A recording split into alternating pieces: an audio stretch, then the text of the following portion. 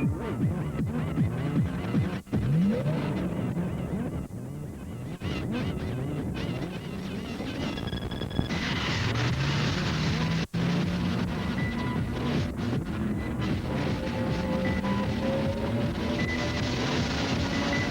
it's time to rev up the engine. It's the Eurosport Super Racing Weekend.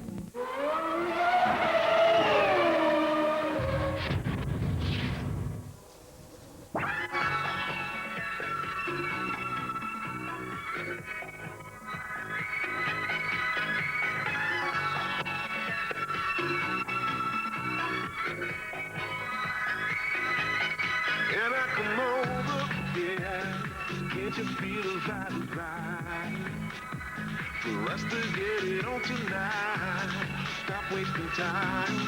Maybe it's the last chance to get the last dance. And I come over, yeah. Can't you feel the vibe right? For us to get it on tonight.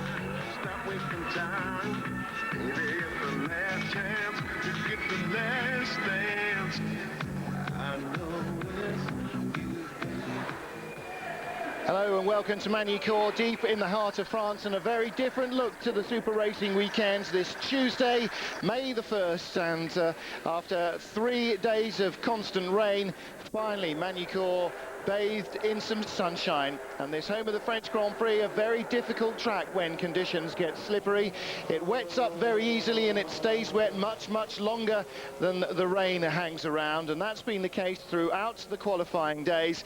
But finally, for race day, we've seen some clear skies and some dry running, and that's going to be a little bit of a problem for most of the drivers who have done all their practice in the wet. But we will show you the start of the FIA GT race. The 3-hour race is underway at the moment. We'll bring you the early action and then pick up the closing stages of the race at the beginning of our show. Then, of course, we'll be bringing you action from the 2 Super Touring races and rounding out the afternoon with the Super Production cars. Stay with us.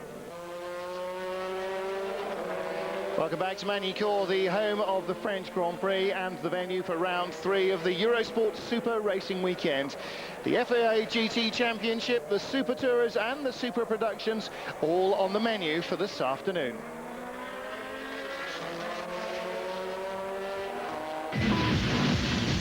The FIA GT Championship in Eurosport's Super Racing Weekend.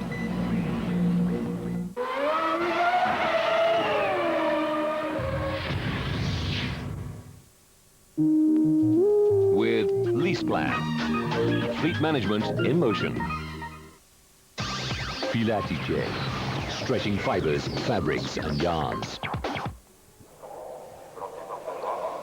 Eurosport Super Racing Weekends continue at Magny-Cours, round 3 of the FIA GTs, the European Super Touring and Super Production Championships this afternoon. Hello, my name is Martin Haven. Alongside me once more, I'm delighted to welcome David Leslie. And David, a very different look to the grid, not in terms of positions, but in terms of the weather from what we've seen the last couple of days. Yes, it's quite a big difference. We've changed from having constant downpours all weekend long since we arrived here. Now all of a sudden the sun is trying to shine through. There's a bit of blue sky to one side of the circuit, a few clouds to the other, but it's very dry out there. Everybody's got their slick tyres on for the first time, and most of the engineers are scratching their heads wondering what to do with the cars, having done no dry running whatsoever so far this weekend. They've got no idea what settings to put on their cars, and they're about to start a 3-hour race. Well, the man who starts on pole position, Christophe Bouchou in the Labre competition car, his 3rd Super Pole win in 3 races, and that car, which won last time out, is starting from the front. Let's hear from him now. Christophe, congratulations, you're on pole position. You're also championship leader and you were racing at home. Does that put any more pressure on you? Yeah, of course, we are in France and we want to give our best that we can. But that changed not a lot, you know. Just the one question, it's about our setup, because we have never tested before on the dry condition. So I hope our setup will be good for dry. Well, the key there from Christophe Bouchou, the Labre team learning this car all the time. They've never raced here in the dry. The Hazeman's team have. They raced their Car Sport Holland Vipers here last year. The Lister team as well, who must be seen as their main rivals, also raced here last year. It was hot and dry at the finale where Car Sport Holland and Lister went head-to-head for the championship last year. So, David, perhaps the Labre team, who were very good indeed in the wet and had a chance to develop the car for that, at Brno certainly, maybe a little bit on the back foot here, even though they're starting from the front row. Yeah, they've got to learn and learn very fast. They know their own cars, their Porsche cars have raced for years, but this Viper is new to them this year, so they've really got to get the hang of it, and they've not been able to do that, not in the dry at least. In the wet, certainly, they've had lots of wet running so far this year, but they're really going to have to struggle with it. They've got a very good wet setup. We've seen that, as you said, from the qualifying, etc. But all of a sudden now they've got to go out there and start this race in the dry. And certainly the little bit of dry run they've done, testing, etc., they've got an idea of what they want to do. But talking to some of the teams, they're a little bit wary. They're not sure whether to go for the very soft tyre or the harder tyre to start the race, and then maybe change halfway through once they find out what the wear rate is like. So we think we might see a couple of cars coming in early on, because they've taken that risk of going for the soft tyres on the front for the start of the race to see what grip they can get and try and get good times. They might have to come in a little bit early, change some tyres to put the harder stuff on for later in the race. We'll have to wait and see how it pans out at the moment.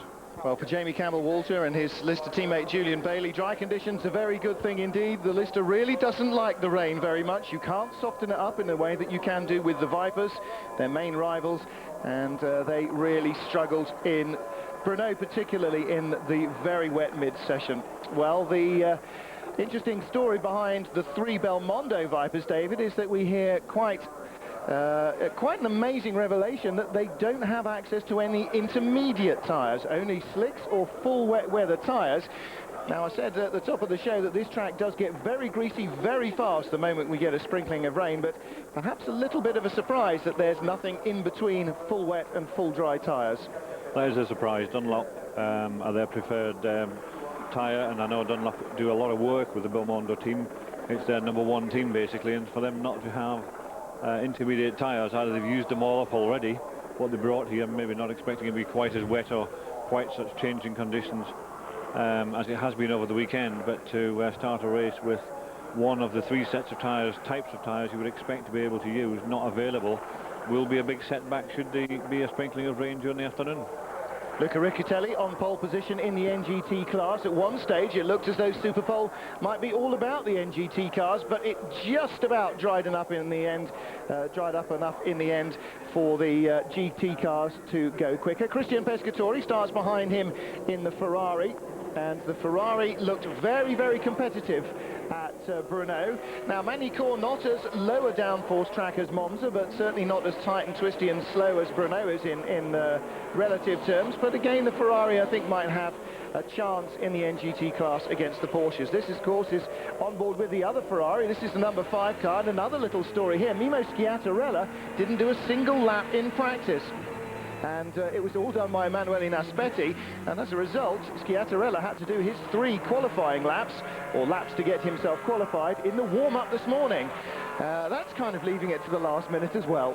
It is, without doubt, but sometimes they have problems. They certainly had a problem yesterday in qualifying, which meant they didn't get as many laps in as they wanted, and therefore they were out of sync with what they wanted to do. They went to the stewards of the meeting and said, "Excuse me, we have this problem, can you help us?" And they agreed quite happily to let them do his 3 laps, and it had to be a full 3 timed laps in practice warm-up this morning. So they're now qualified and they're out there.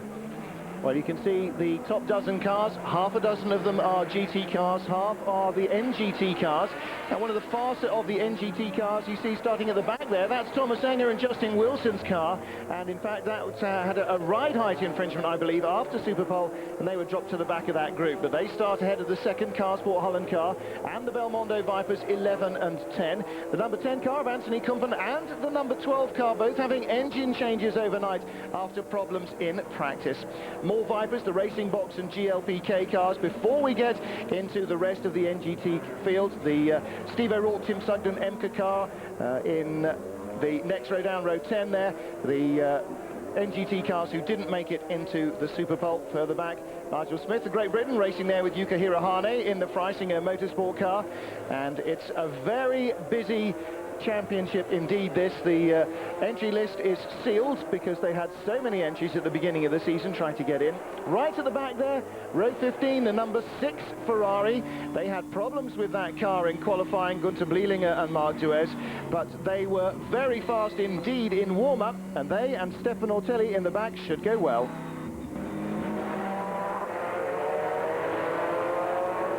Cars coming around to the start of the first lap at Magny-Cours in dry conditions, but the team's taking no chances with the weather.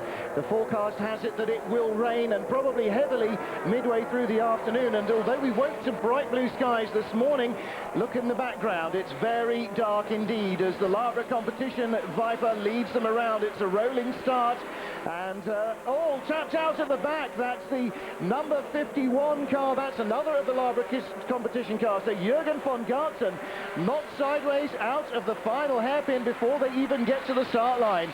So von Gartzen right at the back, and he will restart behind everybody else. But it's the Vipers out front, the Listers third and fifth position, the Ferrari in between the Listers, and both the Listers for the first time this year starting in the top half dozen. In fact, both of them getting into Super Pole and actually having a run for the first time all year. And the Car Sport Holland car in second place, started by Mike Hazemans as Jamie Campbell-Walter goes around the outside of the Ferrari. That is Emanuele Naspetti in the number 5 car, but look at this, a challenge for the lead already. Hazemans determined to get on with this. They had dreadful fuel problems last year in the final race of the championship when he was sharing with Tom Coronel. They had a fantastic car, very quick indeed, but it just guzzled fuel, and as a result they lost the race and the championship to Lister. And I think perhaps a chance here for some revenge for the Dutch driver. Well, he leads now with Christophe Bouchou in second place, the pole sitter, and behind the two Listers. And as Bouchou said from the grid, the chance to get the cars set up for newcomers to the track, like the Labre competition team, very difficult indeed. There is the Harbour Racing car. The number 60 machine will be shared by Laurent Cazeneuve, Sylvain Noël, the two Frenchmen, recovering from a spin. Well, very early stop indeed. This is indicative of a problem for Michael and Sebastian Bleekemolen's car, coming out through the pits.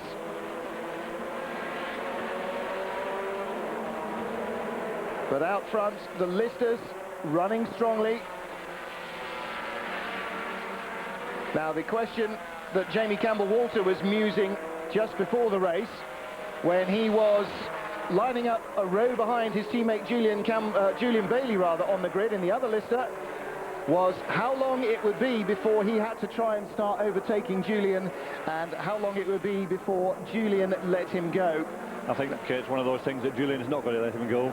And Julian will try and stay there in third place, although having said that, he'll try and work his way up towards the front. So the two Listers, I don't think they're going to battle each other to the point where they're going to start knocking each other off or running into each other, but certainly the two of them will try and work together to work their way through to the front of this grid. At the moment they're lying there, you can see them third and fourth, nose to tail going around there, and once they settle down, they do like the drive very much more than the wet, and they'll work their way forward to the front, I'm sure. Change further back, we're just seeing it now on the screen, caught a glimpse of it a moment or two ago as we ride with Emanuele Naspetti. There is the best placed Belmondo Viper ahead of him, and the Belmondo cars, well, they've been a little bit at 6s and 7s this weekend, very good in the wet, dreadful in the warm-up this morning, and those two overnight engine changes. So again, they will certainly be hoping that it rains, and rains soon, because that's their best chance against the Listers.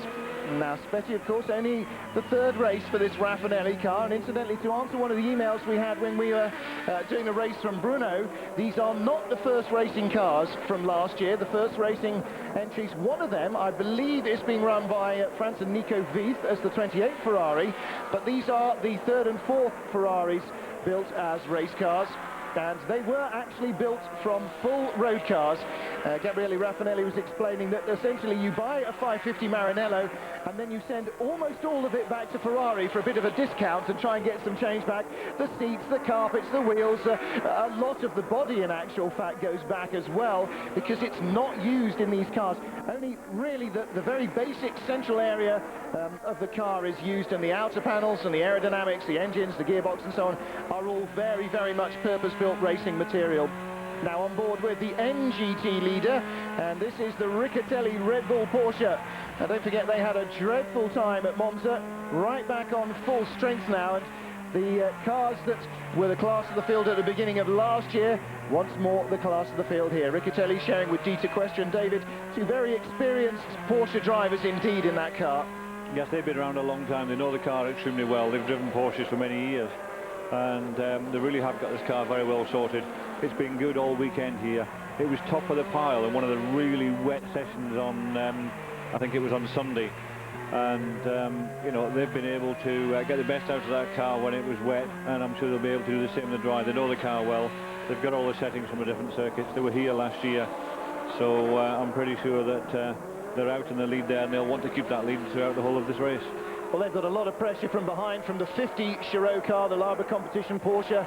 But of course, they were the NGT champions last year. That's been driven at the moment by young French single-seater ace Sébastien Dumez, and he's doing a very good job indeed. Out front, though, look at this, the Carsport Holland machine starting to drive away from the Labre car, and you wonder just how spot-on or otherwise Labre's dry weather setup is. The listers, it seems to me, David, are getting closer to the second-placed Viper. They certainly are. You can see they're pulling in there, and they're still nose to tail. They're following each other. Jamie Campbell-Walter following Julian Bailey in third place, and I think they will just slowly, you know, wind the cars up and get closer and closer. I'm pretty sure they'll be able to catch and pass them, but they know they've got 3 hours in this race, or 117 laps, to try and get to the front, and there's no point in doing it in the first sort of 10 minutes because you're just going to make a mistake and fall off somewhere. So they'll work at it stage by stage and catch up. The two cars in front, the two Vipers, we know are not very sure about their tyre choice, whether they've got it right. This one we're watching now, the red and white one, the Chirot car, they're not sure about the setup. And the Hazelman car, we know that they're a bit dubious about their front tyres, what they've done to it and whether it will last. So obviously in the very beginning here, if they've gone for what they said they were going to go, the softer front tyres, they're making the best use of it right at the very beginning of the race and really putting in some very quick times. They've actually got the quickest time set on lap 3, but that can only be bad on a longer time, so we'll have to wait and see how long those tyres last, if they can go the full or nearly 1 hour before they come in for the fuel, or if they have to come in early.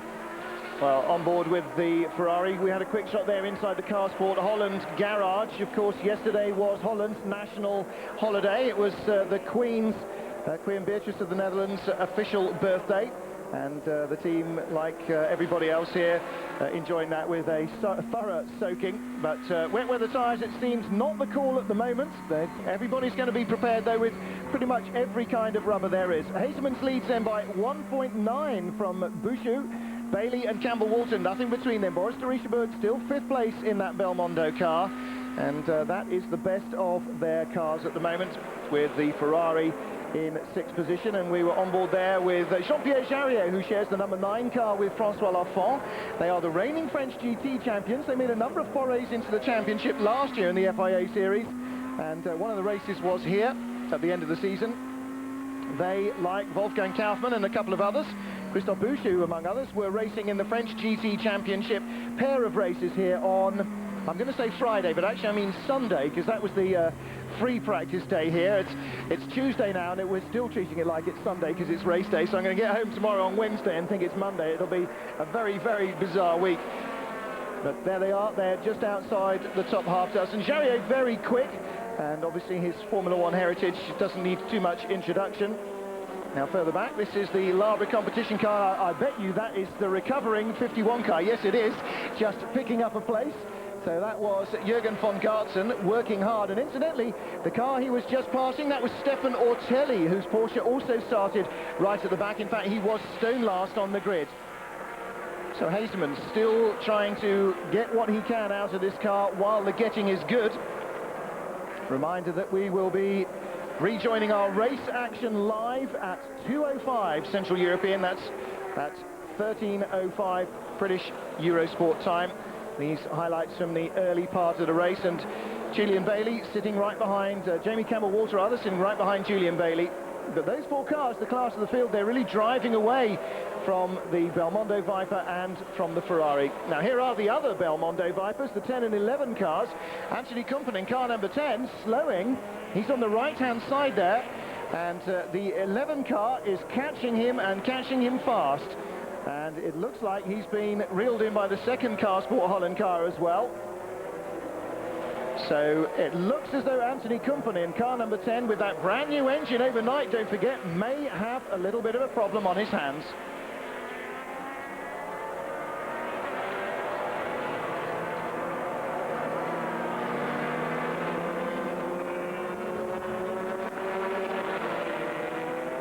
Well, the number 10 car of Anthony Kumpen slowing now.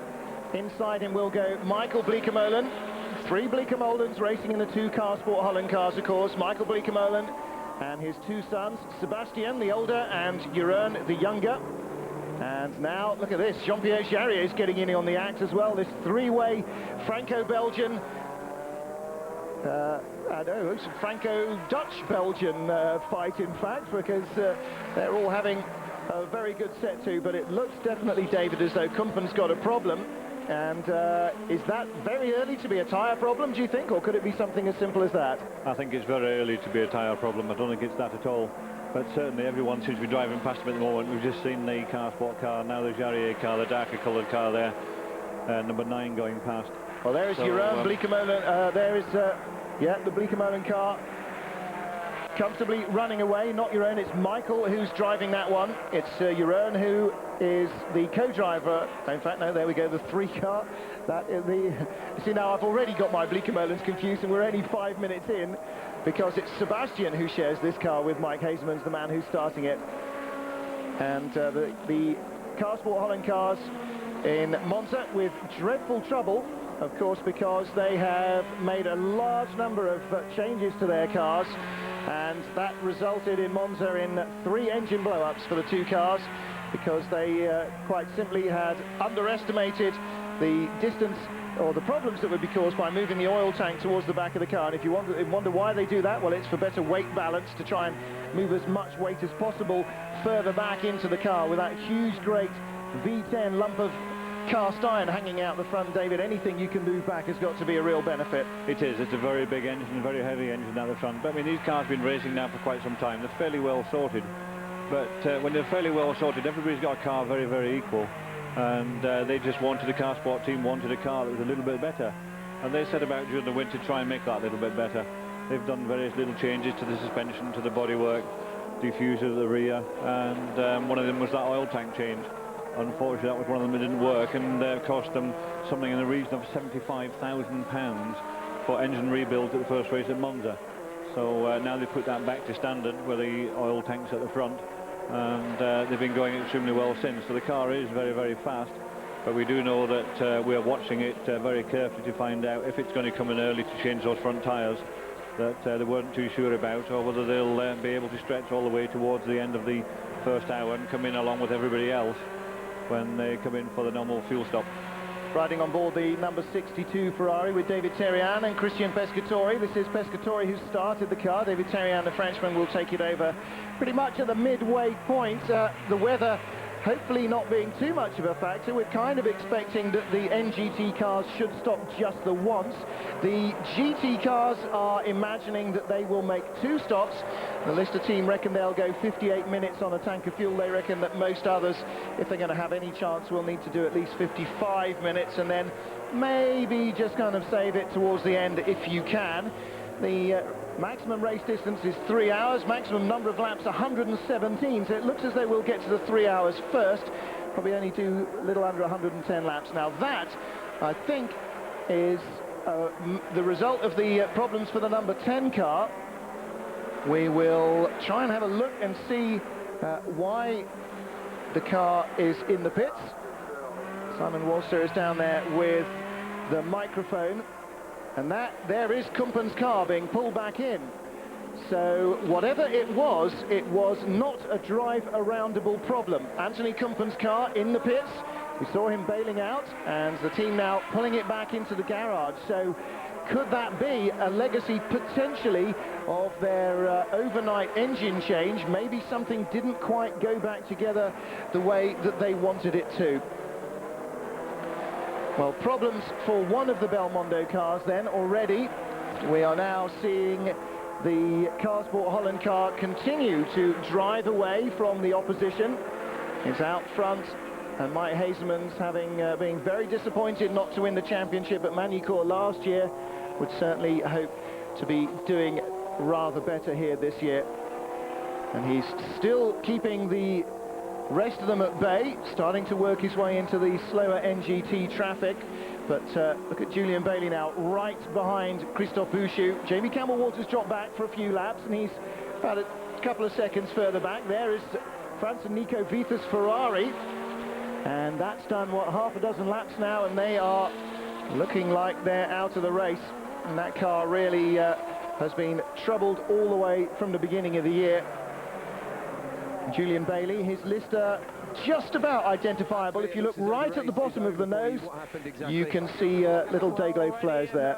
Warm-up lap, I had misfires in the engine, so the first lap it was okay, but then the second warm-up lap the engine was already fucked, and now it's really done. I don't know what it is. We're going to race again. Thank you, Anthony. So Anthony Kumpen, a misfire as they went out onto the grid, and obviously that's something that has not been able to be fixed easily. The number 10 car out of the race very early on, and Belmondo's three-strong effort down to 2 already. In traffic now, passing the Russian-driven Freisinger Motorsport car is Christophe Bouchou, and this is where Julian Bailey will use all his experience and all his guile to try and latch onto Bouchou and find a way past. They go through the second JMB GSA Ferrari, or the JMB competition Ferrari, and Bailey just squeaked through there as well. The 63 car kept out of the way. Next up is the Harbitter Racing Porsche, the number 60 car of Laurent Cazenave and Sylvain Noël. Ooh, GLPK Viper, big slide coming out there. It's dry, David, but it still shows that there's plenty of horsepower to spin the car if you really try hard enough. Yeah, these cars with all that weight on the front and all that power going to the rear wheels, it's very easy to get onto the throttle just that little bit early. And you can see the consequences we watched just then. The back of the car comes round and they're having to hang on to it. At some point during this race, I'm pretty sure that somebody will not hang on to it and will fall off somewhere around the circuit. Well, that's hopefully not something we'll see Julian Bailey doing. He would be very embarrassed indeed. Lawrence Pierce has already said to his drivers, if you crash the car, just keep walking.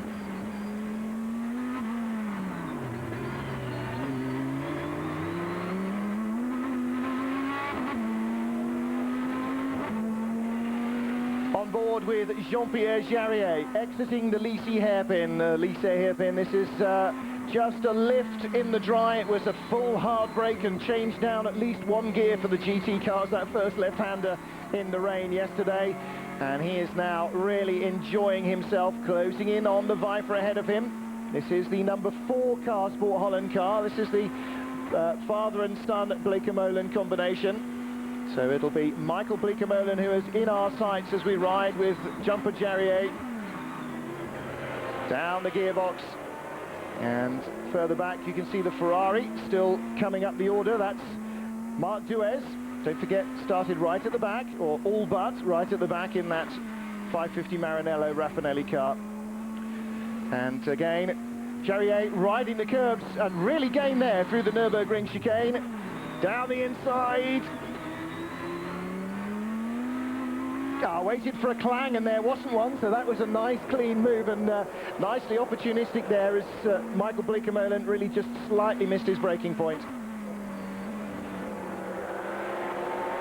Here we see it again. They've just left that gap down the inside, and Jarier took the opportunity, dived down the inside, a little bit offline. Even he went wider than he expected, but he was given the space by the Bleekemolens and nice cleanly through, no damage to the cars. Remember, these cars have got the best part of 3 hours to do, so you don't want to be starting to damage it within the first 20 minutes or so.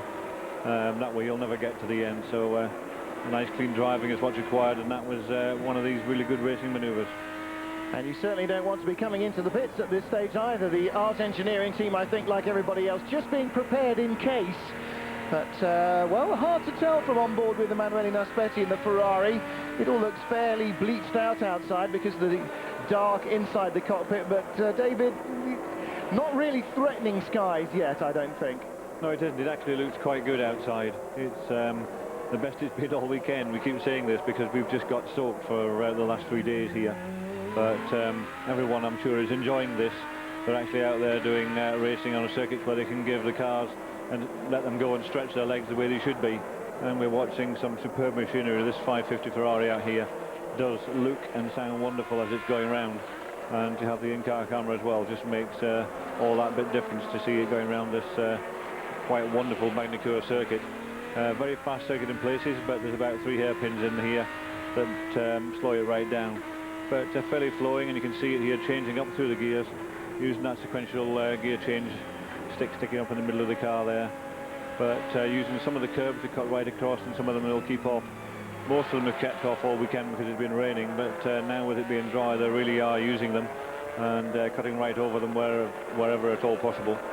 Well, you could enjoy the sounds of the Ferrari V12 there.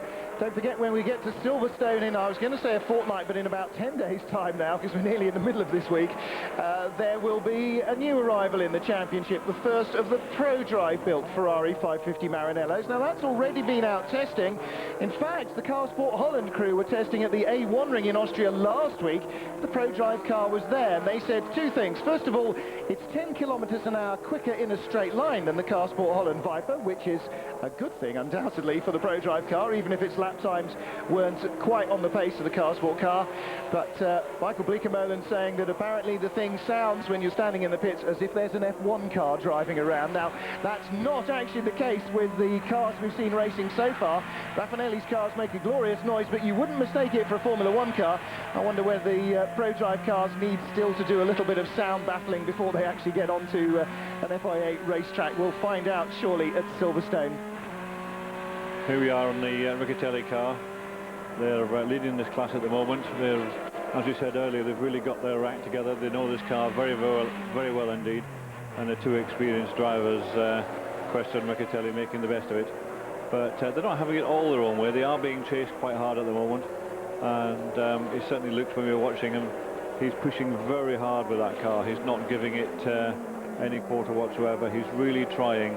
He's not taking it easy. He knows that he will have to drive like this for the whole length of the race if he expects to win this, the NGT class of this race.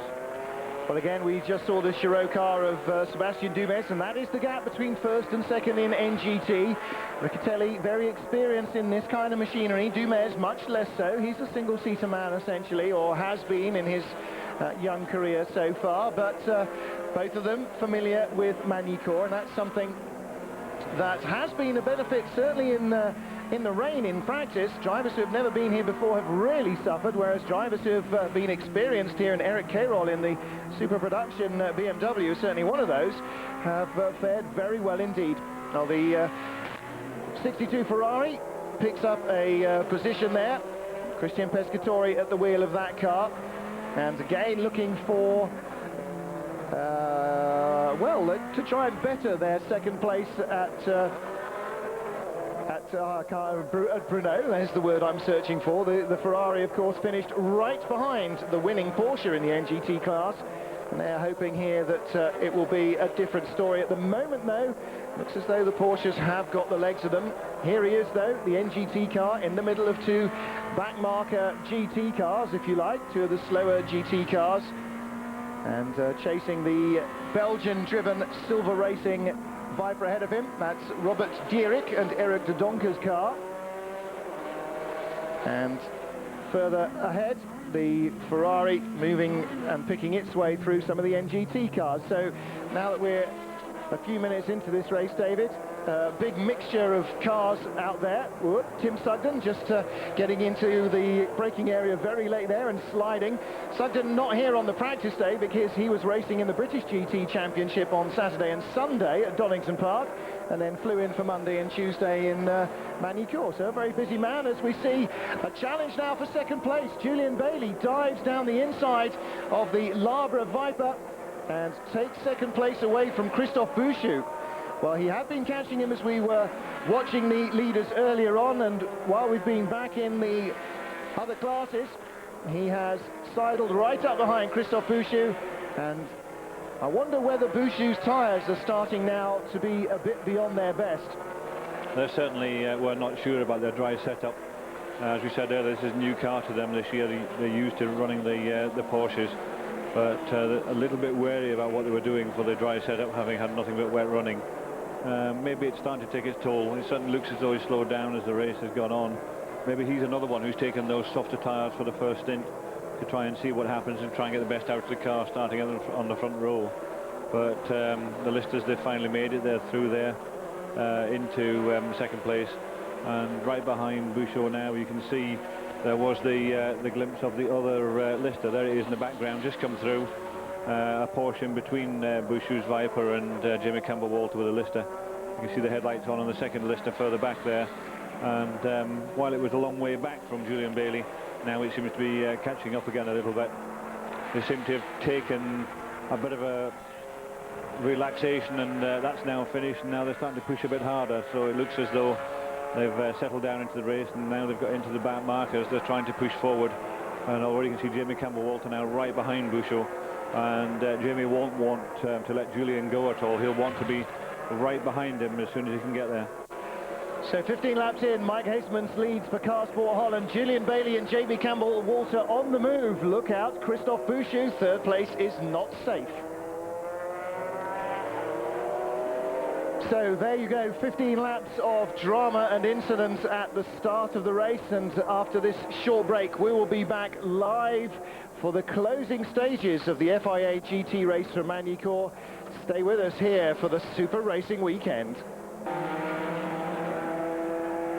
Welcome back to Magny-Cours for round 3 of the FIA GT Championship and Eurosport's Super Racing Weekend. Still big clouds overhead. Still the race is running dry though, the first dry running that they have had throughout the weekend. Well, we're looking here at the change of leads. This is the number 3 Car Sport Holland machine being passed by Julian Bailey. That was lap 19. Bailey had already worked his way past Christophe Bouchou and into the lead. Paul Belmondo, we had seen him in the top 10 from the beginning of the race, but, well, the story there is all too evident. Gravel spewing out to the bottom of the car. In fact, Belmondo had planted it in the gravel traps. He'd lost 3 laps by the time he came back into the pits, and the team, fearing that they had damaged the oil coolers at the front, decided to limit what damage had been done by not sending the car back out to go and blow a very expensive V10 engine. Well, by this stage we had the listers first and second, and this is the sort of thing that does not endear you to lister boss Lawrence Pierce. Julian Bailey retaking the lead from Jamie Campbell-Walter. Campbell-Walter had run second behind Bailey for some while and then sneaked in front. And oh dear, well, they were hard at it in traffic. And the poor Sébastien Dumez in his number 50 Porsche there, stuck in the middle of it.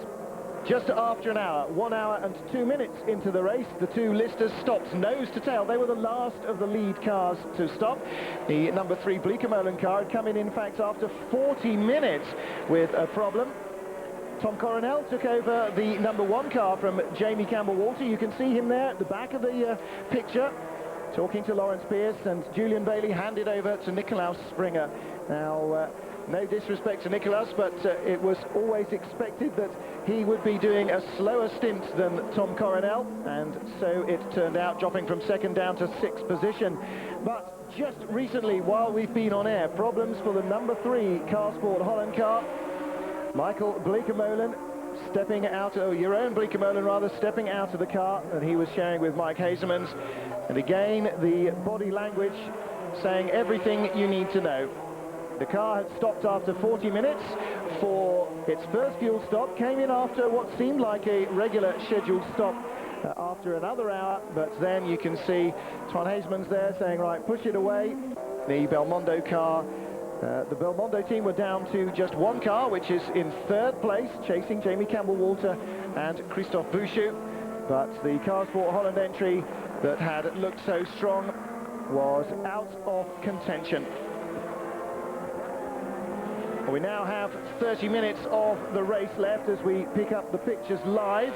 The Bouchou and Belloc car has made its second stop, so too has the leader. Tom Coronel handed back to Jamie Campbell-Walter, and Vincent Voss back in the number 12 car, the only Belmondo car still in the race. He's taken that car back from Boris de Richebourg, who did the middle stint. So all fueled up and all ready to go the distance. Now we saw that the Belmondo car and the Labre competition car, which are third and second respectively, took a full set of tyres on their first stop. We've been on air while their second stops happened, so I can't tell you about that, but we know that Lister took no tyres on their first stops, and they may well go to a stage where they were only contemplating taking left side tyres for their second stop, and that may well be the case. Now the Ferrari leading in the NGT class. In second place is the number 52 car, and the 77 Red Bull Motorsport car is in third, but it's David Theriot of France leading in the Ferrari.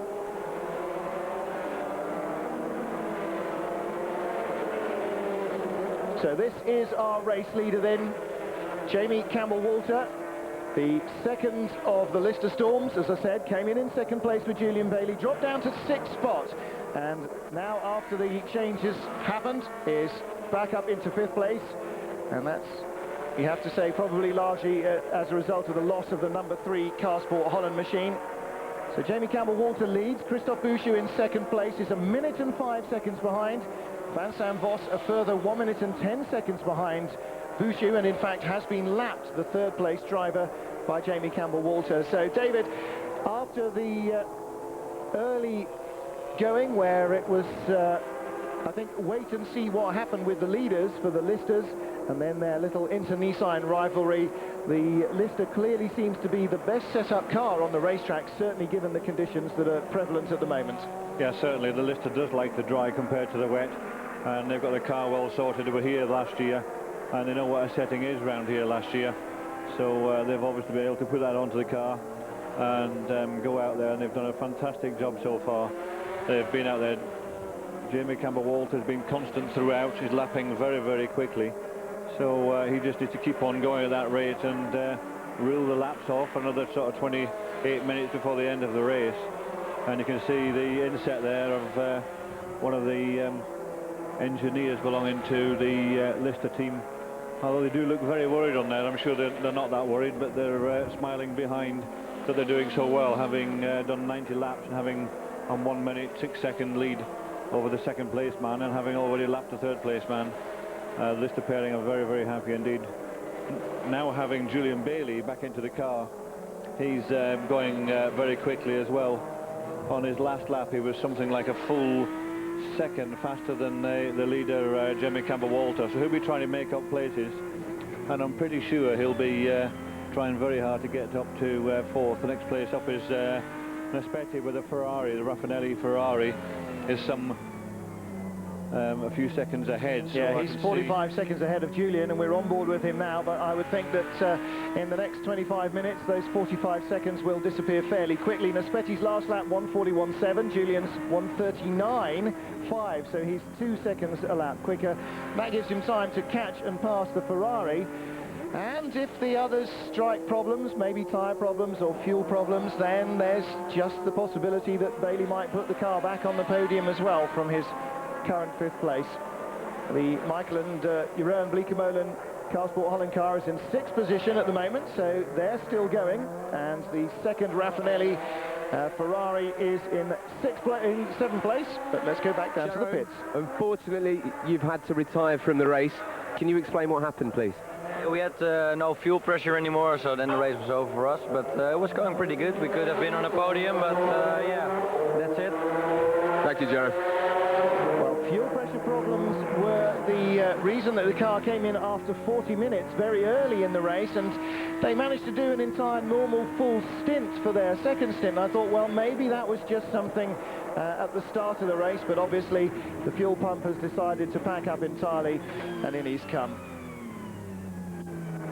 David shaking his head there as the onboard. What was Emanuele not doing to your liking there? It wasn't what he was not doing, it was a case of the actual noise the car was making.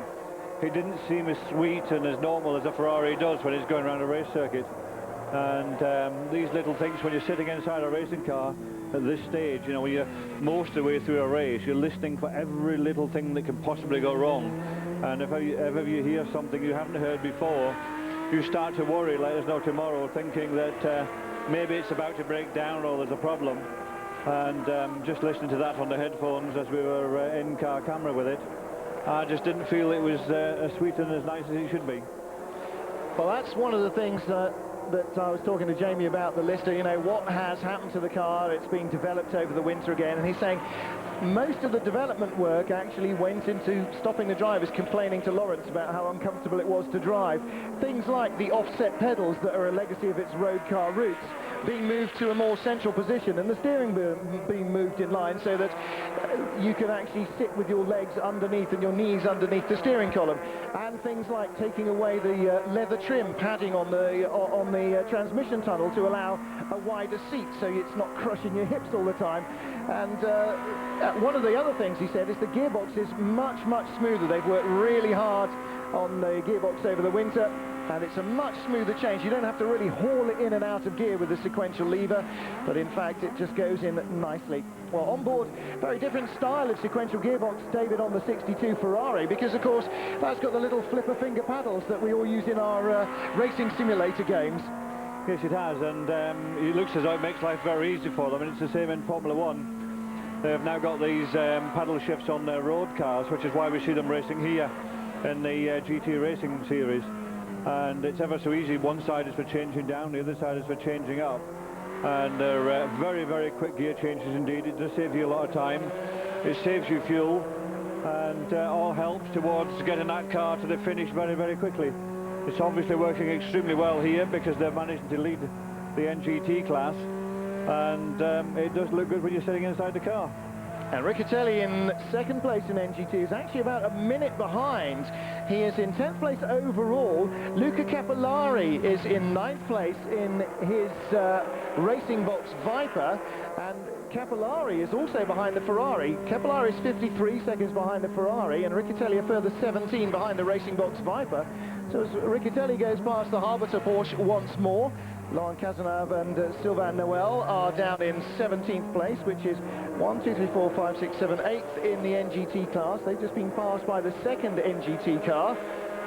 And still Riccatelli with some work to do if he's to hold on. This could perhaps be shaping up as the first Ferrari win of the year.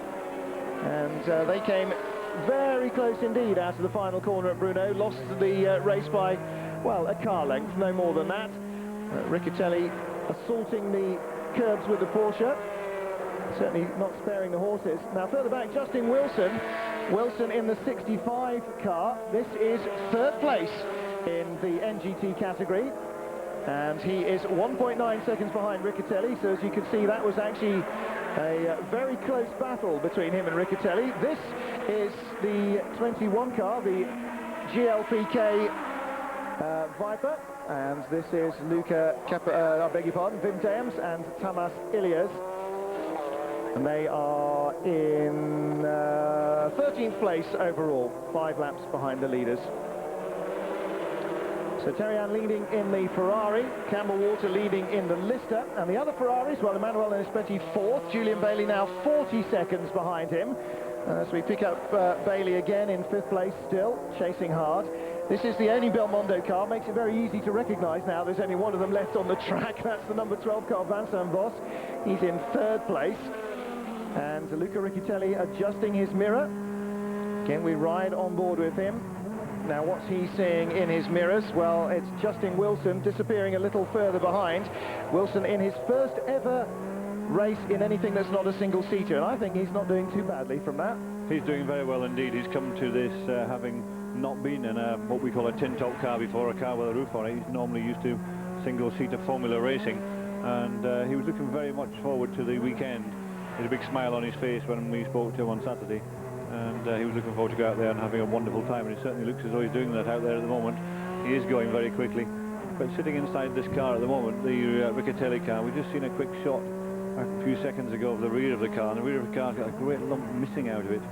Looks like the rear bumper's missing, and he's been off somewhere. The inside of the car is extremely dirty, and there's a lot missing out of it. So at some point during this race, he's managed to either run into somebody or someone's run into him, or he's simply been off across the grass and hit something. I'm not sure what. Well, that quite possibly explains his drop from first to second in the class.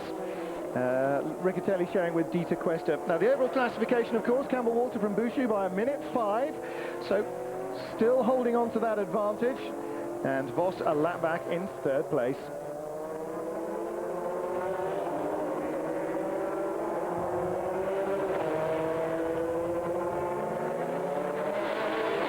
Well, that was a narrow moment for Jamie Campbell-Walter, just getting the pass done there, and David was I didn't quite see whether the tyre smoke was actually from the Lister or from the Porsche behind him, trying desperately not to hit him up the backside. I wasn't sure either, but it could have been either of them. They were so close together as they're coming in there to the last chicane just before the start and finish. But you can see that these people all the way through this race, we've got 19 minutes remaining, and they're pushing just as hard now as they were when they started, probably harder now in actual fact than when they started the race. At the beginning of the race, the last thing you want to do is make a mistake early on and ruin a whole weekend's work, whereas you know, if you've been this far through the race and you're just trying to get that extra position, you'll be pushing very hard. Why Jamie has to push this hard when he's got a lead of something like 1 minute and 5 seconds over the second place man with 19 minutes left, I'm not quite sure, but racing drivers are a breed on their own, and they don't like going slowly, and they don't like giving up, and they tend to push all the way to the finish. It's that old concentration thing again, isn't it, that you keep up the pace that you're comfortable with and that car seems comfortable with to keep going. Now, this is the chance for Julian Bailey. Vincent Vos in the pits for a final pit stop for the Belmondo cars. With some 18 minutes to go, their fuel consumption really sucked. He rejoins, but Bailey may benefit from that. Back live at Magny-Cours, the third race of the FIA GT Championship. Jamie Campbell-Walter is leading comfortably in the #1 Lister Storm. In second place, Christophe Bouchou's Labre Competition Viper, 1 minute and 4 seconds behind. The gap wavering a little bit. Jamie is resolutely knocking in the 1 minute 40.2s, 1 minute 40.3s. Bouchou's last lap, 1 minute 39.9, so he's brought back a few tenths here and a few tenths there. Julian Bailey in the second Lister Storm, still in 5th place, and he's hovering around 2 tenths, maybe 3 tenths of a second quicker than Jamie Campbell-Walter at the moment as he charges after Emanuele Naspetti. Naspetti responding to that threat, and the gap has stabilised now at just under 40 seconds with still only 16 minutes of the race remaining. Oh, somebody's backed their Art Porsche out of the final chicane right under our window. No damage done though. That was Fabio Babini, and the camera's concentrating on the race leader. Well, the Lister team looking a little bit more relaxed now, I have to say. I don't suppose Julian Bailey's feeling hugely relaxed, but Jamie Campbell-Walter with this race very nicely under control, and well, he's just doing his level best to keep the car in a similar sort of vein and nicely under control. That's one of the things that happens at this point in the race when you've got this good lead and you're sort of cruising towards the finish. We really do have to keep concentrating, because so many people have lost control of the car and lost the race because towards the end of the race they decided to relax and take it easy and maybe knock 2 or 3 seconds longer off, you know, on their lap, so they just take it that bit easier. But that's when things go wrong, and that's when you make mistakes, and that's when all of a sudden when the car gets away from you because you're not concentrating, you're not trying to push hard and make it do what it normally does. But I'm pretty sure Jamie will be out there. He's done a number of these races now. He's the current champion along with Julian from last year, so it's not as though he doesn't have the experience to do it, and he'll be pushing all the time. And there we see on the screen the difference now down to 1 minute 3.55. There's not a lot in it, and it's only fractions of a second rather than taking great lumps out of him. So he's obviously decided to settle on something around about the 1 minute 40 mark as a lap, as opposed to pushing hard and doing the 1:38 that they were doing slightly earlier in the race. Now you just saw there the Lister in front of the Chirot car, and that is the #2 Lister of Julian Bailey. The Labre Competition Viper is in second place, Bailey in 5th position, and he is 2 laps down on the race leader. In fact, everybody except this car has been lapped by Jamie Campbell-Walter and Tom Coronel's car. Again, the Labre Competition team. This is an absolutely standard, well, as much as they are, racing Viper, bought as it stood, a brand new GTSR, and the team so far have done very little development work on it. They are just learning it and racing it. And you have to say so far they're doing a very good job at both, but in comparison with, say, the Belmondo trio of cars or the Carsport Holland cars, which are very much more highly modified, this is pretty much as bog stock a racing car as you can buy. So as we now are on board with whom? The number 5 Ferrari. Okay, that was Justin Wilson ahead of us. And you saw the Perspective Racing Porsche dive past there as he got held up. The orange and black Perspective car. Now, Naspetti goes past Justin Wilson, shakes his fist at him. Well, I'm sorry, he's a single-seater driver, come on. They never use their mirrors. You have to learn these things gradually. I don't think that was Wilson's fault entirely. He just caught him at an inconvenient place, and the Perspective car nearly puts itself in the gravel anyway, so I don't think it'll be too much of a problem for Naspetti to stay or to work his way past him. Of course, Naspetti's major worry is none of these cars at all. It's Julian Bailey, still the better part of 2/3 of a lap behind him, but keeping up the pressure relentlessly, and Naspetti will know that Bailey in a Lister Storm is not to be trifled with. If he gets close enough, then for Emanuele to see him big in the mirrors, then he really knows he is going to be in trouble. So that's why he's so anxious, David, to punt his way through the traffic as quickly as he can, I think. Yes, he is, and coming up against some of the sort of slower, less experienced NGT cars, he's trying very hard to get past him as quickly as possible, and if he doesn't get his way, he tends to throw his weight around, as you see him waving his fist there as he was got past one of the slower cars. But he's someone who will force his way past one way or the other usually. At this point of the race, certainly he won't want to take risks in damaging it. Having now got a fairly good 4th place, knowing that Bailey's behind and catching, but not catching at the rate that he was expecting, then he'll want to sit there and push for these last few minutes to make sure he gets that 4th place. That'd be a really good result for this Raffinelli Ferrari. You're right, it does sound dreadful on the down change, doesn't it? Now, of course, there's the electronics trying to keep the V12 alive as he just pushes the gear lever forward on this sequential change, but a very fine engine note as it accelerates up through the gearbox. Through the Nürburgring chicane, another NGT car in his sights, and there is the sister car, that's Marc Duez, and the number 6 machine, as you see, without the right side window. That popped out, and that must have given him a mother and father of all shocks as the cabin suddenly depressurized with a boom. Yeah, these things, when you're going very fast as these cars are, and all of a sudden the window pops out. I've had this happen to me before, and there is an awful big bang as it sort of disappears, and it looks as though it's pulled half the door with it in that particular car as well when you've seen a side shot of it. And then all of a sudden the depressurization of the cab inside, and you've got dust flying around everywhere. It does give you a bit of a shock for a second, and the heartbeat rises quite considerably, but it looks as though that was a few laps ago now, and is settled into something maybe not quite as aerodynamically perfect as it was before, but certainly doing a good job out there.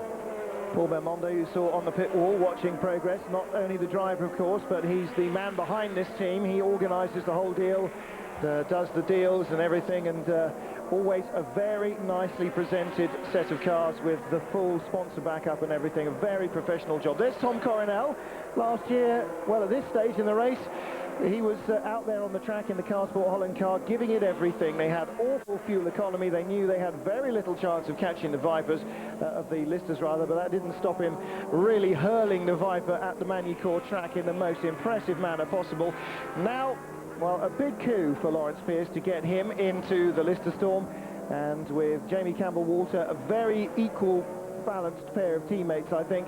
Nothing really to choose between them in outright speed or in race lap times. And Jamie, who showed up very strongly against Julian Bailey last year, again showing very strongly against Tom Coronel, who's widely regarded as a pretty quick guy. And again, I think that speaks volumes for Jamie Campbell-Walter's ability. The two of them very evenly matched in temperament as well, very laid back and relaxed, and Jamie finding himself, let's say, having an awful lot more opportunity to do laps in practice and in testing this year than may have been the case last year, because Tom's pretty content that they like the similar sort of car, and if Jamie wants to do some laps, then he's not going to argue with him. Eurosport back live at Magny-Cours in the closing stages of the 3rd round of the FIA GT Championship. Just 8 minutes and 40 seconds on the clock. And there is the second place car in the NGT category. Luca Riccitelli still 1 minute and 50 seconds behind the Ferrari that leads the class. And now closing in on his teammate, it looks like, the 76 car, the other Red Bull car, driven by Fabio Mancini, Gianni Collini and Giovanni Ginelli. Well, the 77 car has been impressively fast all weekend, but not able to stay with the Ferrari on race pace. And David, the Ferrari didn't really show all of its cards, I don't think, in the damp. It's a much better car suited to these dry conditions than it was to the rain of yesterday. It certainly seems that way. It certainly wasn't right at the top of the sheets at all anytime over the weekend when it's been raining. And yet all of a sudden here we see the same as Bruno, the last race meeting. It was right up there. In fact, this time they managed to make really good use of it, and they've got that nice healthy lead at the moment out there, and I'm sure they're going to be a very, very happy team come the end of this race. Interesting little shot just before the pop-up box of the Ferrari appeared. Did you see the way Riccitelli looked over long and hard to his left, having spent a lap trying to pass his teammate as he chased for the lead of the class?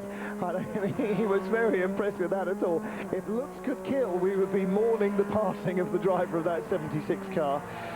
So he continues, but the Ferrari, as you saw from the inset there, half a lap ahead of him. In fact, the better part of 3/4 of a lap ahead of him. And unless there's a sudden and unexpectedly late stop for Terian in the Ferrari, then I think that the car he shared with Christian Pescatori will be running out as NGT winners. Of course, that's a kiss of death now. We're going to see them spinning off out the back window, but we will hopefully avoid that. Riccitelli second. In third place in the class, Justin Wilson with the Coca-Cola Porsche he shares with Thomas Enger. Fourth place in that car, Wolfgang Kaufmann's Freisinger Motorsport Porsche. Fifth place, Patrice Gousselard in the number 50 Labra car that we saw being, not being spun at the start. He's sharing with Jean-Luc Chéreau and Sébastien Dumez. They were second in class with Dumez at the wheel at the start. And in sixth place in that car is the 76 Red Bull car, driven by Giovanni Ginelli. Well, Jamie Campbell-Walter, 103 laps in the books now and 6 minutes to go. David, your mental arithmetic gave us 108 laps as a rough average for the 3 hours, so you're not going to be too far away there at all. They've done very well. They've had a really good race today. There's been no accidents where they've had to bring a safety car out. There's been very little in the way of yellow flags, and they've had very good pit stops. It's been dry all day. So this is the type of racing that these guys have come here for.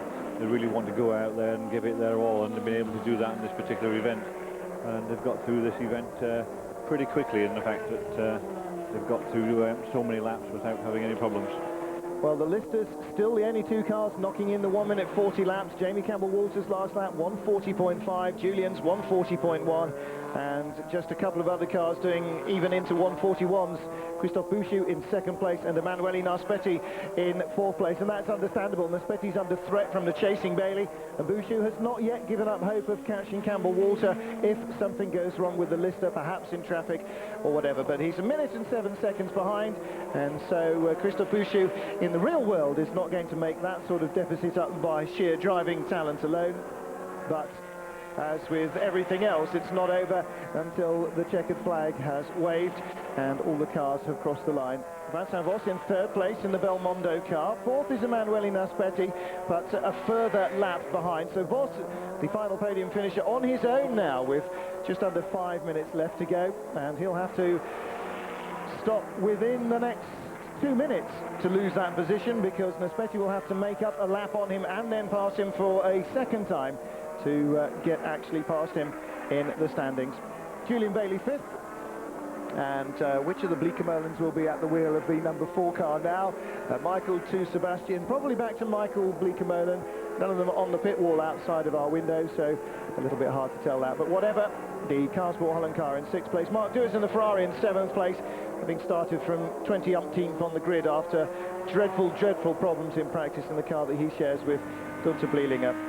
And here is Naspetti again, pushing on hard. 1:42.2 is the most that the Raffinelli car can manage at the moment. That's not its quickest race lap by some stretch, but at this stage, and it may be that they've gone through on the same set of tyres, he may well be finding that the car's got not an awful lot left to give. He seems to have got Julian Bailey fairly much bottled up. Julian's gap is now down from 40 seconds to 30, but there are only 3 minutes remaining. So Naspetti perhaps not giving it the full 110% now. You wouldn't think that when you're looking at these pictures and seeing just how fast these cars are going around this wonderful circuit here. They're cutting the corners, they're trying hard. You can see how he runs over the curb there. That's not driving round as though you're on a Sunday afternoon drive. That's driving, giving it your absolute best to try and make sure you can get the best lap times out of it. So all the way to the finish, all the way to the 3 hours that this race is going to take. These guys are pushing very, very hard. Maybe on a very last lap, when they look at their fuel gauge, and the fuel gauge says you've got approximately half a mile left of fuel, and you know you've got a mile left to go, then maybe they might back off a little bit, but certainly until that very last lap, no one will give up at all. Well, I had hoped to be able to answer some of your email queries during the course of the race, but unfortunately here in the home of the French Grand Prix, I'm having dreadful communication problems trying to get loaded up from the internet, so we will answer those, or I will answer those during the week. We will try and bring some of your questions out when we get to Silverstone in a fortnight's time. David Terrian then, just perhaps 2 laps from NGT victory, and that will be a fine 8th place overall, which reflects A, the speed of the NGT cars even in the dry, and B, a fairly reasonable toll rate among the GT cars. We have seen perhaps a larger number of retirements from the GT class than we're used to seeing, but Terrian still very comfortably ahead of Luca Riccitelli. Naspetti inside and safely past the Perspective Racing Porsche, and then heading back down towards the conclusion of the lap. 1 minute and 47 seconds to go, so he'll have about a minute or so to go when he gets to, oh no, in fact this is the Nürburgring chicane, so Naspetti probably will do 1 more lap, and Jamie Campbell-Walter, well, he will probably have to do another one as well. He's done 105 laps now, comes to the final corner, accelerates across the line, the V12 engine in the Lister still sounding as sharp and crisp as ever, and it has certainly, as far as we can tell with the eye in the ear, never faltered throughout the race.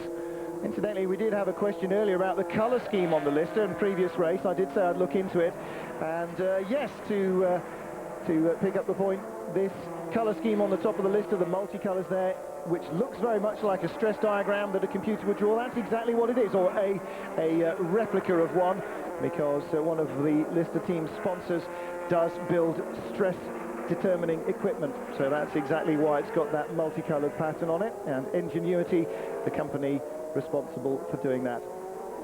Well, whatever stress they felt early on, and there may have been a few raised heartbeats and perhaps a couple of shouted words in the Lister pit wall, certainly watching the pictures of Julian and Jamie knocking wheels as they swap positions in the early stages of the race.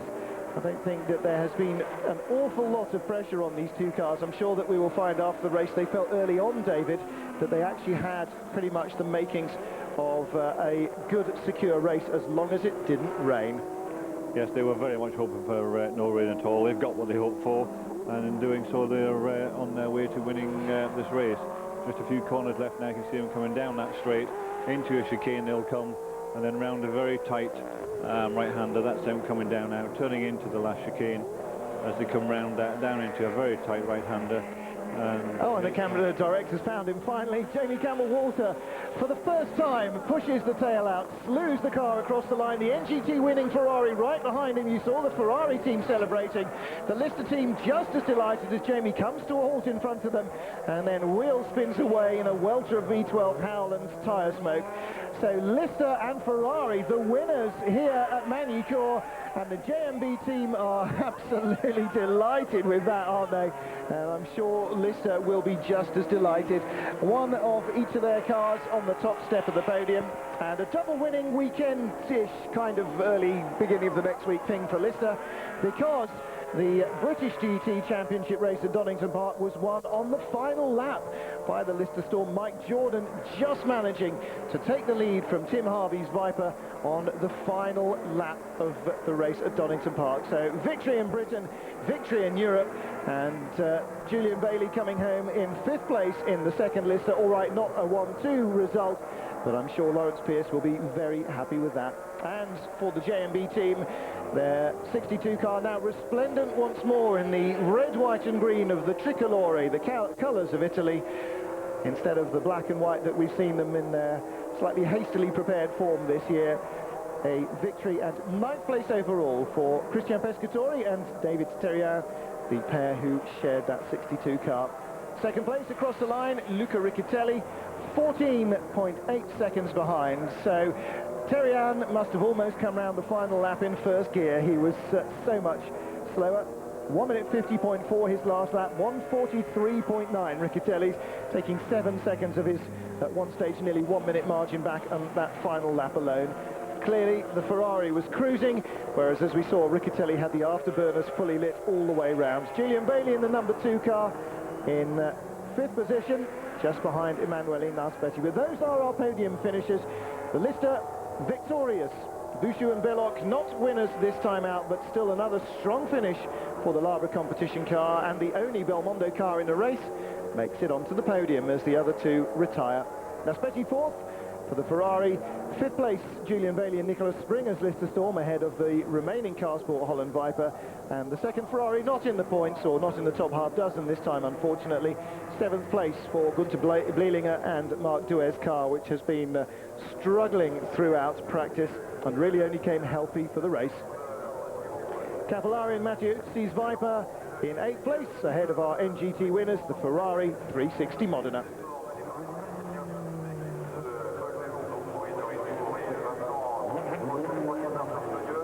So Luca Riccitelli and Dieter Quester then 10th overall, second in class. Thomas Enger and Justin Wilson.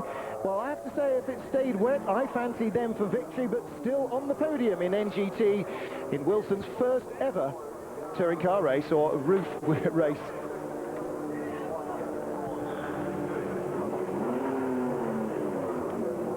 Jamie Campbell-Walter kisses the Lister with delight.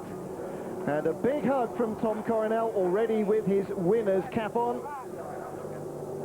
Great stuff from the Lister pair. A very, very fast, very, very confident, very, very relaxed duo.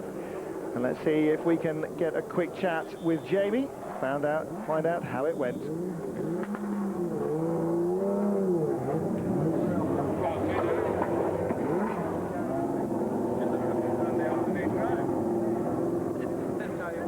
Yes, I'm ready, Noel.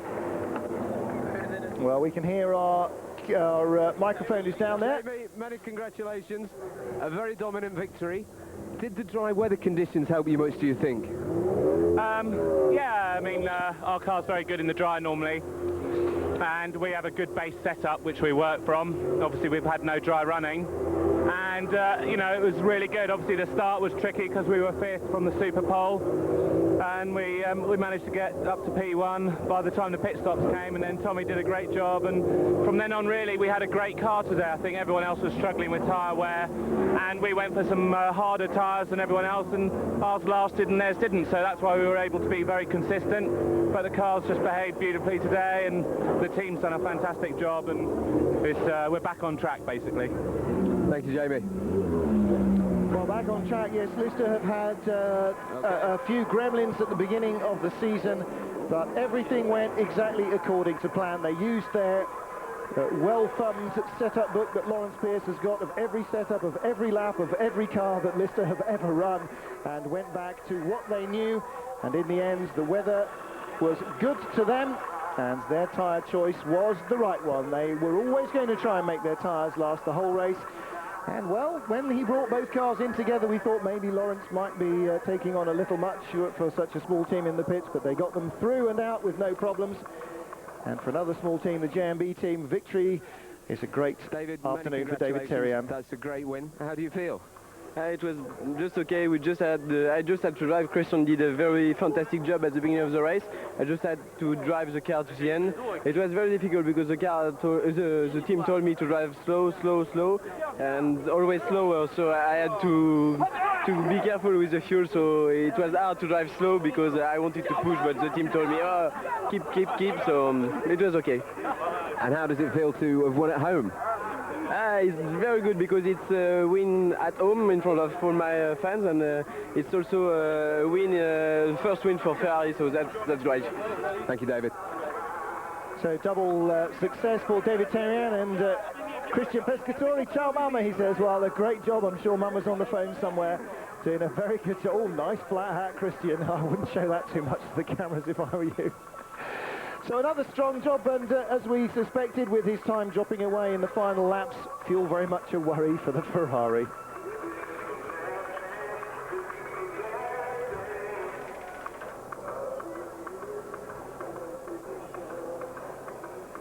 So Magny-Cours producing, well, an exciting beginning to the end, and for some of the drivers, a very exciting close to the race as well.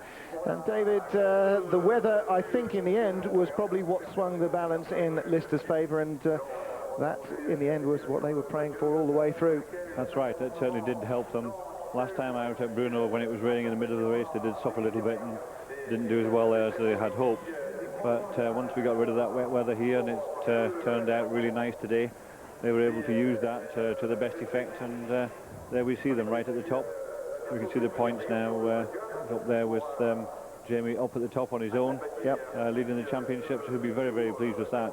And his aim now for the rest of the season is to make sure he stays up there, not to have any more problems, and preferably not to have any more wet races where it slows them down a little bit and allows the others to rather take control of the races.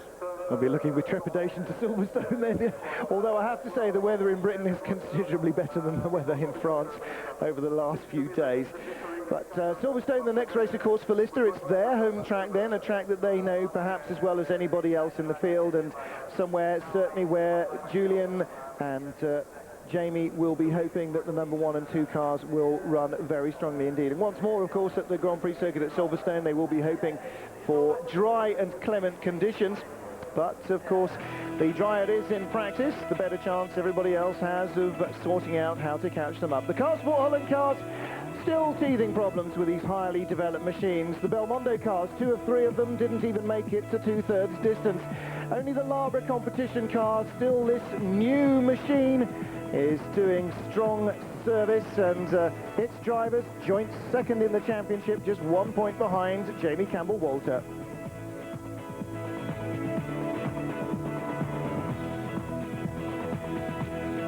Well, we'll continue with our action from Magny-Cours. Stay with us after the break. We'll be back with the highlights of the first of a pair of Super Touring races here.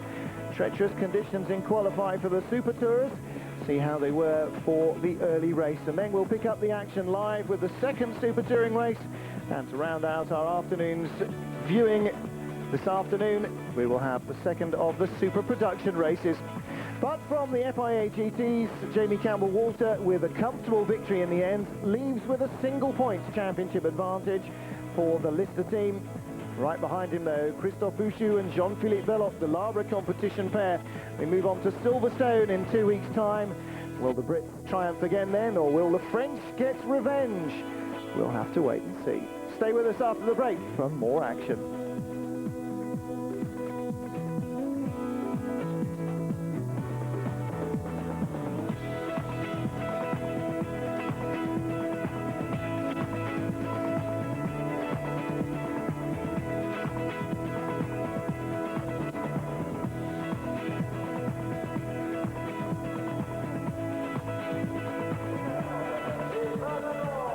The FIA GT Championship.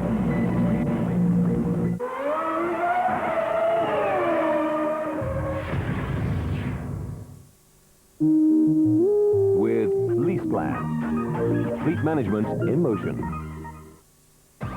Filatice. Stretching fibers, fabrics and yarns.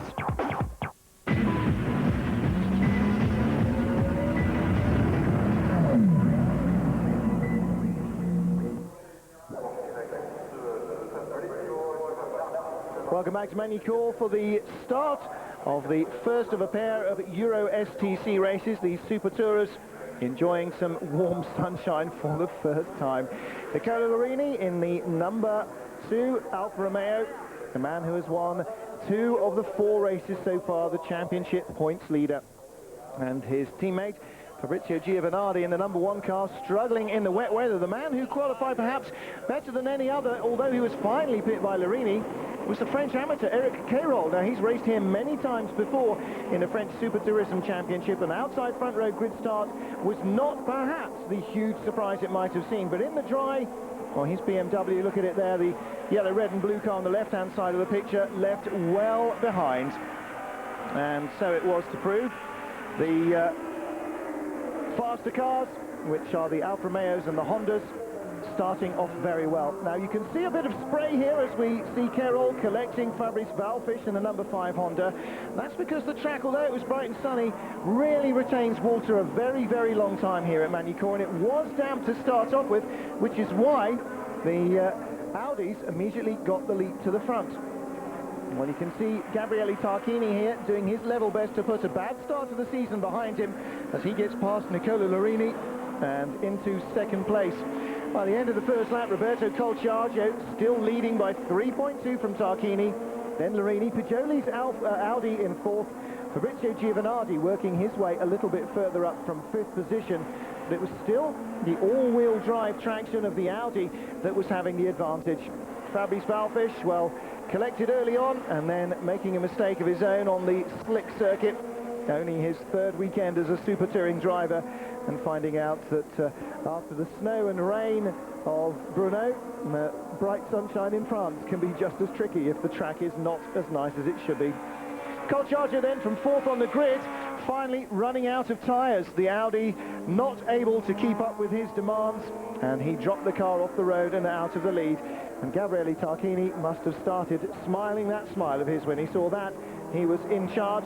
Nicola Lorini was behind him in second place, and comfortably behind because Tarquini was able to keep a decent gap to the Italian. Now further back, a little bit more battling going on, and you can see bits of damaged car flying up. This is the Nissan getting wheel to wheel with the Alphas, but it was really a little bit of midfield action for Sandro Sardelli because all eyes were on the front. Sardelli cleared off from the Alpha, got himself ahead as the battle continued to rage behind. And Eric Cairol, who had been so quick in the damp session early on, had faded to the back of the field. The 16 car there, not able to show the pace in the race that it had in qualifying. As the track dried out once more, though, as he had guessed that it would do, his dry setup seemed to come good, and you saw him there fighting his way back up past Sardelli. For Tarquini and Lorini, though, there was plenty of traction if you knew where to look, and they are the sort of men who are guaranteed to exploit it.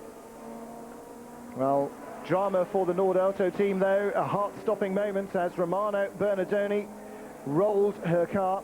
The number 3 machine coming to rest the right way up, and just a few moments before, mercifully, the Italian lady stepped out and walked away. Very shaken indeed, but the car surviving, allowing her to survive the incident unhurt. As you can see, though, the formerly shapely Alpha taking some very severe punishment. That's what its job is, of course, and so too was the job of the Honda of Gabriele Tarquini, taking lots of punishment, particularly in the throttle department. But Tarquini taking the checkered flag for the first race at Magny-Cours and hoping to get his season back on track. Nicola Lorini, though, disappointingly for Tarquini, right behind him in second place. Third place was the Audi. So he didn't manage to shake off Lorini completely, but Colciaggio, putting the car out of the lead, still managed to hold on for third place. Reigning champion Fabrizio Giovanardi only fourth place, though, as his Alpha still seemed particularly unsuited to the conditions as it had been in practice. Very difficult the first lap because the track was very, very slippery, was damped, and everybody with slick, we have a little bit a disadvantage compared four-wheel drive of Audi. But my car was better and better and improved a lot. Also the track was, at the end, was quite dry, and fortunately for me, Colciaggio did a little mistake, I suppose, and for this reason was much more easy for me. Well, this time Colciaggio making a little mistake, but not catching up with Gabriele Tarquini as they did at the Monza race. And so Tarquini gets himself a handful of points for victory. Now moves up to 5th place, but 112 to Lorini's 185. Still a 73-point margin advantage for the Italian in the number 2 Alfa Romeo. But Tarquini winning the first race and getting his championship back on track. Join us in a moment as we go live to the grid for the second race here at Magny.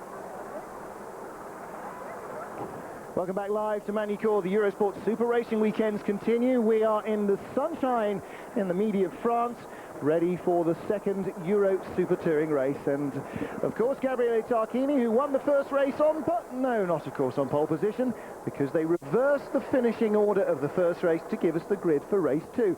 So Tarquini right towards the back, and only those who retired will start behind him. Well, among those, of course, are his teammate and the other Honda driver, Fabrice Valfish.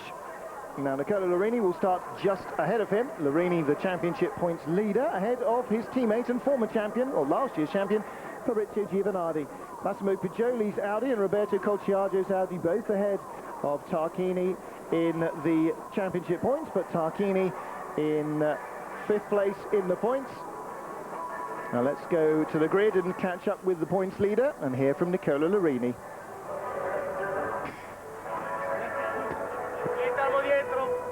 Eventually, hopefully. Here is Nicola in the car. I'm ready when you are, Noel. Nicola, you'll be starting from near the back of the grid. What are your tactics for the race? Super easy. I want to improve my position in the starting grid and to be immediately in front. Thank you, Nicola.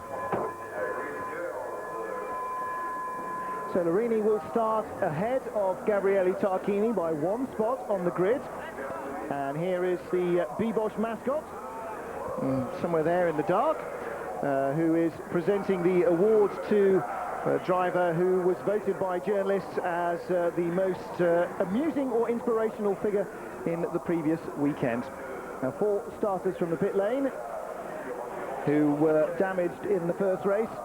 Mikko Lempinen's Audi, Fabrice Valfish in the Honda will start in fact from pit road. So too will Matt Neal's Nissan Primera and Angelo Lancialotti in his Alfa. Now we didn't even see Matt Neal in that little highlight race edit you've just seen.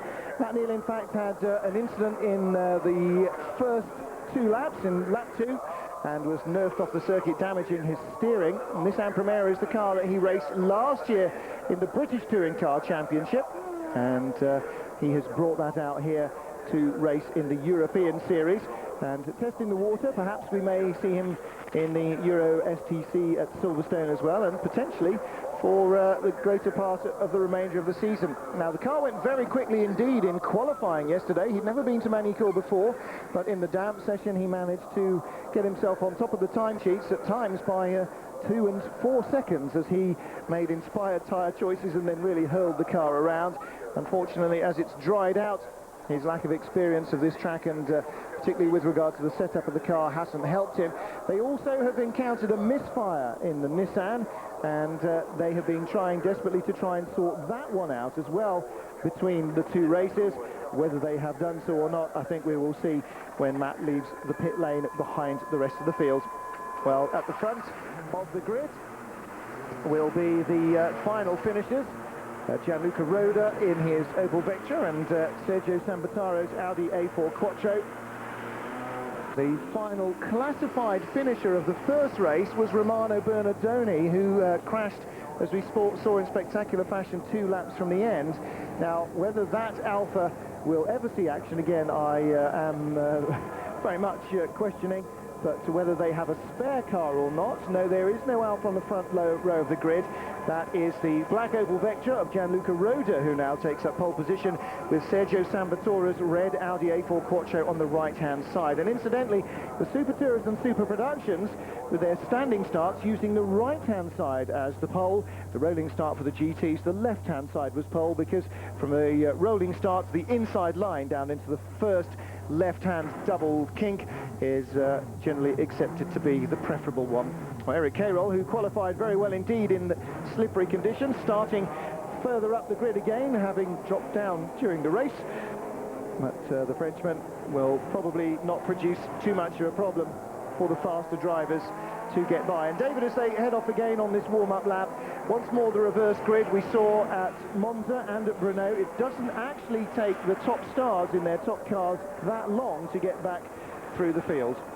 No, it doesn't. What we've seen so far in the race is that it's taken them something like 2 to 3 laps to get themselves through from their finishing position in the first race back to the front of the grid.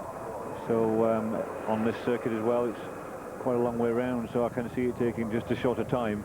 A few more hairpins in here, a few more chances for some door-to-door running, shall we say, or maybe even easing people out of the way. I spoke to Matt Neal after the first race, and he said as he got to the first corner, he got hit by somebody, and that knocked him off across the gravel trap and did some damage to the steering.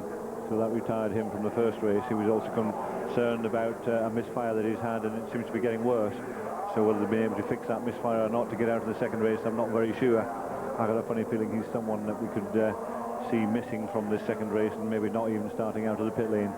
We haven't seen a shot of who's actually in the pit lane at this moment in time, queuing up to come out there to see what's happening. Here we have the first of the Audis, which was very severely damaged in the side. You can see them trying to take a picture of where that big yellow sticker is. That was well pushed in the side there. Wallfish, who was in the gravel trap after spinning off. Matt Neal is there. They've managed to get the car running. I'm not sure what they've done to it to get it going, but there it is, up and running. Cured that misfire, whatever it is. And the Alpha at the end, the last of the 4 cars to take out from the pit road.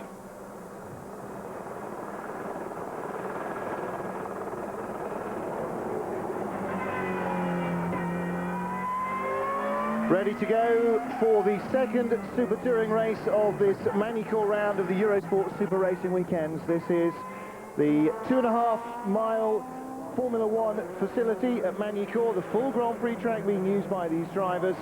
And, well, the stars at the back and the also-rans at the front, as we've seen this reversed grid format.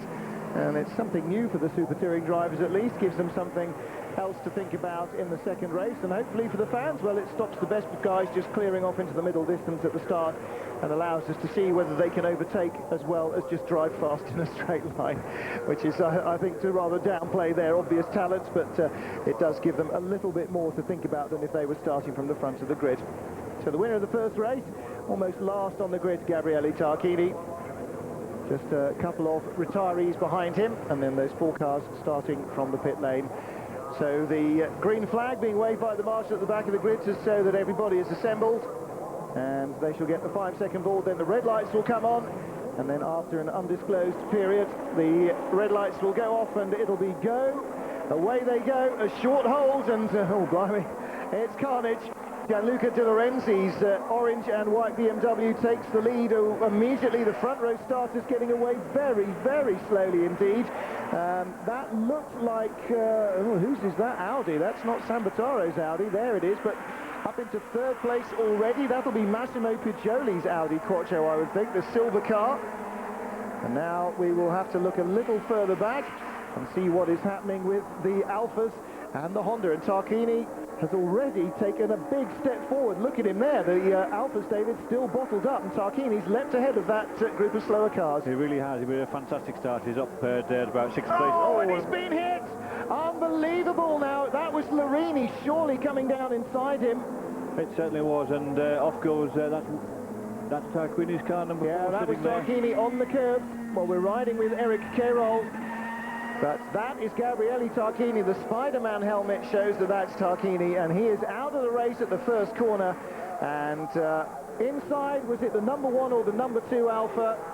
I think it may have been the number 1 car, because the number 2 car, Larini, came through behind. That's right. So that was Fabrizio Giovanardi, and there is Gio's car. Look at the damage on that. He will not be taking any part in this race. Now, you could be very sceptical indeed and say, well, that was just an unguided missile there to take out Tarquini, but at this stage of the season, where Giovanardi believes he's going to win the championship and it's not going to be Larini or Tarquini, I really don't think that that will have been an entirely vindictive and purposeful move. That was just getting it wrong. And they certainly got it wrong in a very big way there. Two top cars, just out on that one hairpin there to dive down the inside straight into it. And immediately behind we've seen another accident as well, which was one of the Audis running into the back of what I think was one of the Nissans. And there we are, that's the Audi that ran into one of the other cars, and they've hit it very hard indeed. Now I know the brakes on the Audi are very, very good indeed, so that looks like a bit of a driver area to run into another car just quite so hard. Well, Sigarini was the driver of the Audi, and there is the 12 car. In fact, that was the other Audi. That was the one that started on the front row of the grid, Sergio Sambataro, but he got away so slowly. I'm not surprised that he got caught. We've just seen a change for the lead then. The orange and white car that was the leader after the first lap was Gianluca De Lorenzi, and he's been passed by Roberto Colciaggio. Colciaggio was just ahead of Tarquini and Larini on the grid, and although the front-wheel drive cars usually get away fairly well, obviously nothing like as quickly as the Audi. Well, there is, it's all happening. Giovanardi is off there. He finally didn't make it back to the pits. We've just seen Valfish pushed off. This is what the cameras were picking up in the background, and this is the car that started, the Conrero Alfa that started from the pits. Surely that has got to be Angelo Lanciolotti. No, it's the 10 car, not the 19 car, so that's Enrico Toccacello. Well, blimey, hard to keep up, really. They're all going off everywhere. And Tarquini, well, he's a very forgiving man by nature, but not normally immediately after an accident. Somebody else off there is still the 23 Audi, so the yellow flags are out, and I would be unsurprised if somebody decided in race control that there was enough garbage lying and gravel traps close to the racing line to throw the red flag. Not at the moment, though. Colciaggio leads De Lorenzi by 0.8 of a second. Eric Cairol in third place. Nicola Larini fourth. Massimo Piggioli fifth. And Sambataro, no, Toccacello in sixth place, despite that flying off the road that we saw. Obviously the straight line through the gravel there or across the concrete was the quicker of the lines. He's in sixth. Roda in seventh place, who started on the front of the grid in the Opel Vectra, which is by anybody's standards a really long in the tooth race car. Then Sardelli in eighth, Matt Neal in ninth, Paolo Zadra in 10th, Angelo Lanciolotti in 11th, and Fabrice Valfish back in 12th place. Well, Valfish, as we saw, bundled into a complete dead stop and probably stalled the engine, David, as well as that hairpin on the previous lap. He looked as though he tried to dive inside Matt Neal, and it just simply didn't work. Matt shut the door on him, and he came to an almost dead stop, and Matt carried on between the car, Valfish's car, just sitting there, not going anywhere. He was obviously got it going now, and he's somewhere out there, but not having a good day. These good guys, the guys that we expect to be up front, are having an absolutely disastrous time.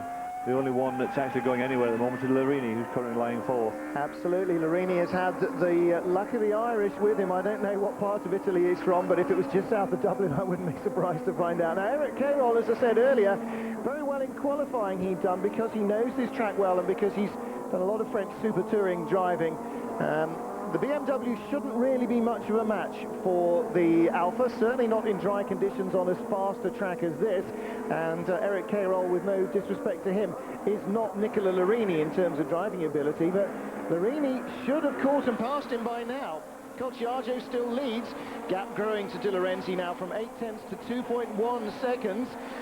Third is Cairol, fourth is Larini. Oil flags or slippery surface flags, just to get it right for all our marshals who will be watching this.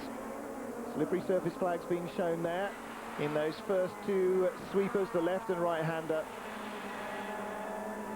Well, starting to settle down a little at the front. Larini fourth, Piggioli's Audi fifth, Toccacello sixth in the best of the Conrero run Alfa 156s, the white cars.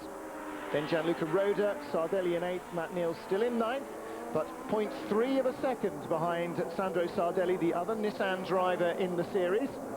Determined that if he can't win, he's at least going to beat that other pesky Nissan right in front of him. On board with Cairol again.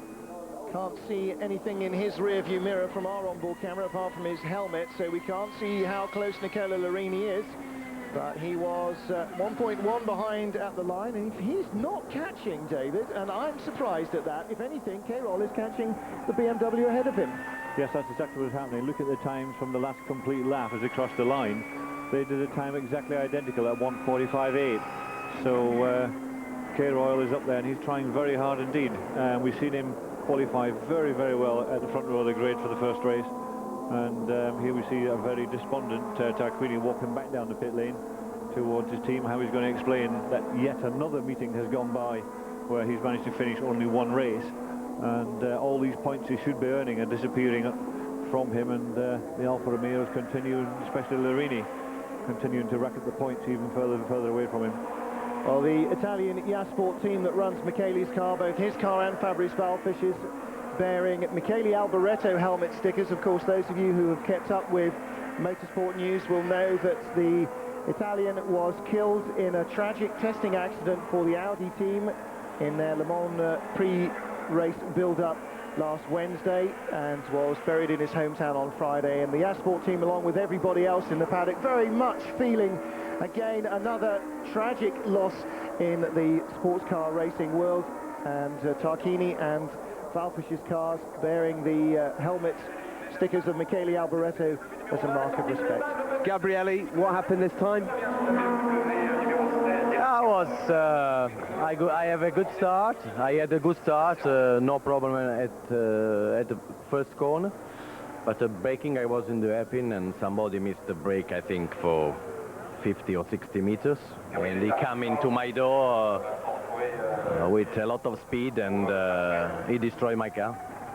Thank you, Gabriele. Bad luck. Well, I think the question said it all. Gabriele, what happened this time? As you say, 3 race meetings, 3 races, failed to finish, and well, one of them absolutely, he put his hand up and said, I just lost it on tyres. That was on Monza. But the other 2, well, certainly you could never accuse him of being the guilty party in that last incident. Now, Eric Cairol, the fastest man on the track at the moment, with by, well, 100th of or 2 of a second, with the exception of Nicola Larini. But Cairol being really badly held up by Gianluca De Lorenzi, who was nearly 2 seconds slower on the previous lap. Larini is all over the back of him. And this is Larini's chance now, David, because with the 2 Frenchmen battling, or the 2 BMWs here battling, the Frenchman, the second of them, Larini has to get them both if he can, and get away from them and get up to Colciaggio fast. Yeah, these 2 are really fighting at the moment. One's trying to hold the other one back, the other one's trying to get past, and they're slowing each other up quite dramatically. And that's allowed Larini to catch a pair of them up quite dramatically. So somewhere along the line, these 2 are going to make a mistake, maybe run into each other or just get it wrong somewhere, and Larini will take that opportunity to go past. But you can see in a straight line just how much quicker that Alfa is than the BMW, and he's simply motored right up beside him, although he's left himself on the outside going into this corner. So I don't think Larini will make it there. No, he doesn't. But the 2 BMWs side by side, still battling. And these 2 are going to, I can see them coming to a sticky end, like a lot of the cars at the beginning of this race. Well, Cairol's really going to have his wits about him, because he knows that he's going to try everything he can to try and get past De Lorenzi, but he can't leave the door open anywhere. De Lorenzi misses the apex dreadfully on the left-hander. That's it. It's done, surely. Yes, Cairol gets through. De Lorenzi is wobbled all over the curves and gets out of it, but now Nicola Larini is right with Eric Cairol, and Cairol is now going to have to defend for 7 laps, or 6 after the end of this one, to try and hold on to second place. I don't suppose that is likely to be the result in the end, but at the moment, the fastest man on the track as a result of this is Roberto Colciaggio, the Audi driver in the lead. Now he is, I'm sure, David, trying to get as many seconds between him and what else is going on behind as he can before the Audi finally eats its tyres. He knows from previous experience that the Alphas and the Hondas are generally quicker than him, so he needs to get that gap at the front early on, and he's pushing hard all the time to get out and get away from the rest of the pack. And the way things are going at the moment, even if Larini does get past Cairol, I've got a funny feeling he's going to struggle to catch all the way up to the Audi of Colciaggio, but he won't give up trying to get there.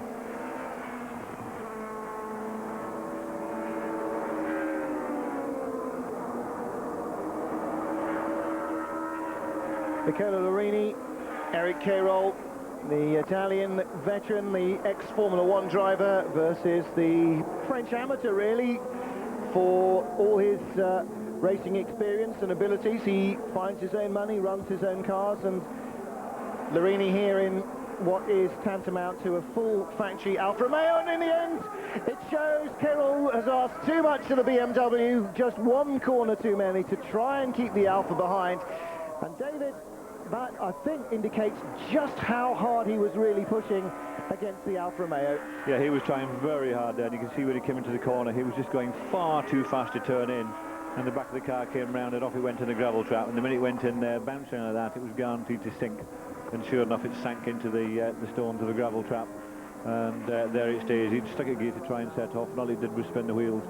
Now, he's going to be really upset about that, because, you know, he had a really good chance of picking up the highest place young driver in this particular race, and he's thrown the whole thing away now just by trying too hard to keep Larini behind.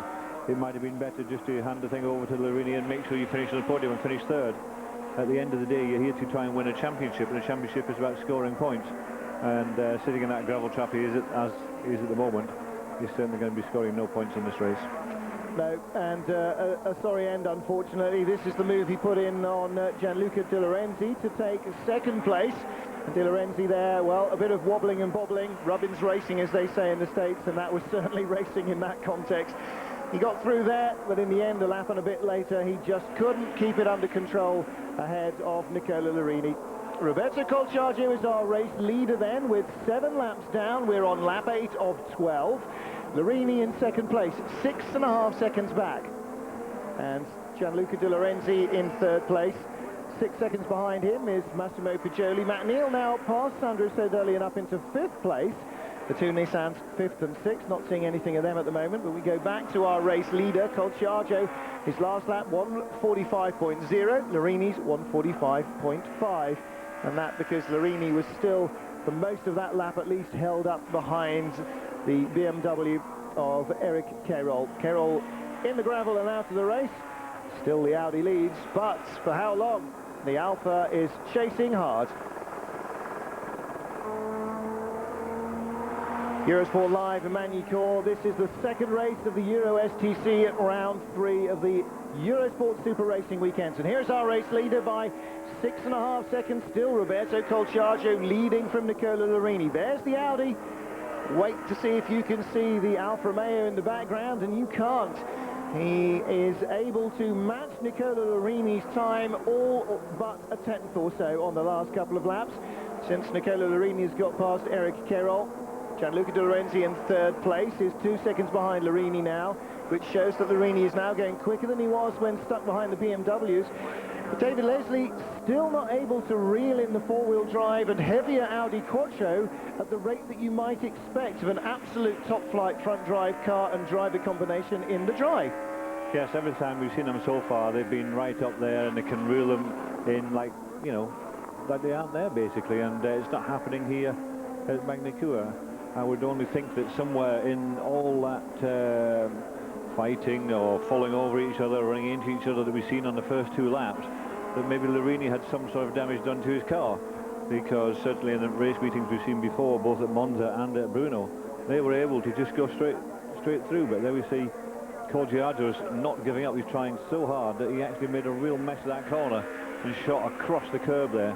He was very lucky not to hit one of the 2 big red bollards that are out there. We can see now a red and yellow striped flag being hung out. That tells you there's a slippery surface. For those older people, it would be known as the oil flag, but nowadays they've changed the name to slippery surface flag. So it could be that somebody's dropped some water or oil on the circuit, and therefore the grip's not as good as it was. But that wasn't a problem coming to the chicane before. Well, there's Sardelli's Nissan, the flags there, perhaps also indicating the presence of a lot of gravel from the gravel traps or something like that. But Sardelli has gone off, and in replay we say it's at, well, that's the place where Eric Cairol made his move on Gianluca De Lorenzi. And that's is that 180? No, that's further around the track, but whatever, he's off in the gravel, firmly bedded in the gravel and in the tyre wall, and he's certainly not coming out of there, and just really lost it at pace. The 19 car of Mikko Lempänen from Finland, which started from the pit lane. That may well be the reason for the red and yellow striped flags, David, because he's smoking at the back, and it looks as though he may be trailing something around behind him as well, rather unthoughtfully of him. It does look as though there's an engine problem there, certainly. Getting more and more smoke as they go around, and when there's an engine problem, there's usually some oil somewhere around. So it could be him that's brought out these oil flags, or flags. There's another Audi. You can see that when Well, they go off... Pijoli, who's just gone by him, and I think he picked up some oil on the tyres there, probably. You see the difference when they go off into the gravel trap. If they keep the foot hard into it, they can power their way back out with that four-wheel drive. And you've seen earlier on, in that same corner, I think it is where Sardelli went off. Yes, it is, and Sardelli just went off and continued to go off until he eventually hit the tyres at the far side. Big difference between a front-wheel drive car and a four-wheel drive car. So there you see, when you play your Tuca Touring Cars game on the PlayStation, you really can drive out of gravel traps in a real Audi Quattro. It's that realistic. Fabrice Valfish in the remaining Honda Accord in 7th place, and 1.3 seconds behind Roberto Toccacello. If he's trying to get the points for 6th, as I'm sure he will be, he can see Toccacello ahead and he's chasing him hard. Matt Neal now in 4th place, incidentally, in the Nissan, has just crossed the line 11 seconds behind Gianluca Di Lorenzi after 10 laps. 2 laps to go for Matt Neal to get a chance to get on the podium, and in the real world that's not likely. However, the way Roberto Colciaggio has been throwing the Audi around, and with Nicola Lorini catching him fast, then I'm not sure. Colciaggio rather, on the lap that we saw him skedaddle over the curbs, did a 146 to Lorini's 144. He's now done a 149 to Lorini's last lap of 147. So the two of them both 2 seconds a lap slower on that lap and more than the previous, in fact nearly 3 seconds each. I don't know quite what the reason for that would be. Gianluca Di Lorenzi is in 3rd, but out of this one he's 4 seconds behind Lorini. Matt Neal in 4th, as I said, 11 seconds behind Di Lorenzi. And then Pijoli's rally crossing, gravel trapping Audi in 5th place, Fabrice Valfish in 6th. Yeah, we're watching the lead car here, as we've seen earlier on the last lap. He's trying very, very hard, and he just managed to fall off across that curb. He did lose some time. He's lost best part of 2 seconds on the last lap, and certainly Lorini seems to be coming back towards him now that he's under pressure and making mistakes. That was the corner he made the mistake at last time. This time he's got round it safely, so we'll see when they cross the line this time if they've managed to sort himself out and got back to driving properly and getting a good lap time rather than the poor lap time we had the time before. 3 seconds quicker, 146.6, not 149.6. And Lorini, 148.4. David, not only is he not catching him, in clean traffic with no back markers, he lost 2 seconds there. Can it be potentially that because of the wet running, Lorini's Alpha is just not set up properly? We'll wait and see by the end of the race.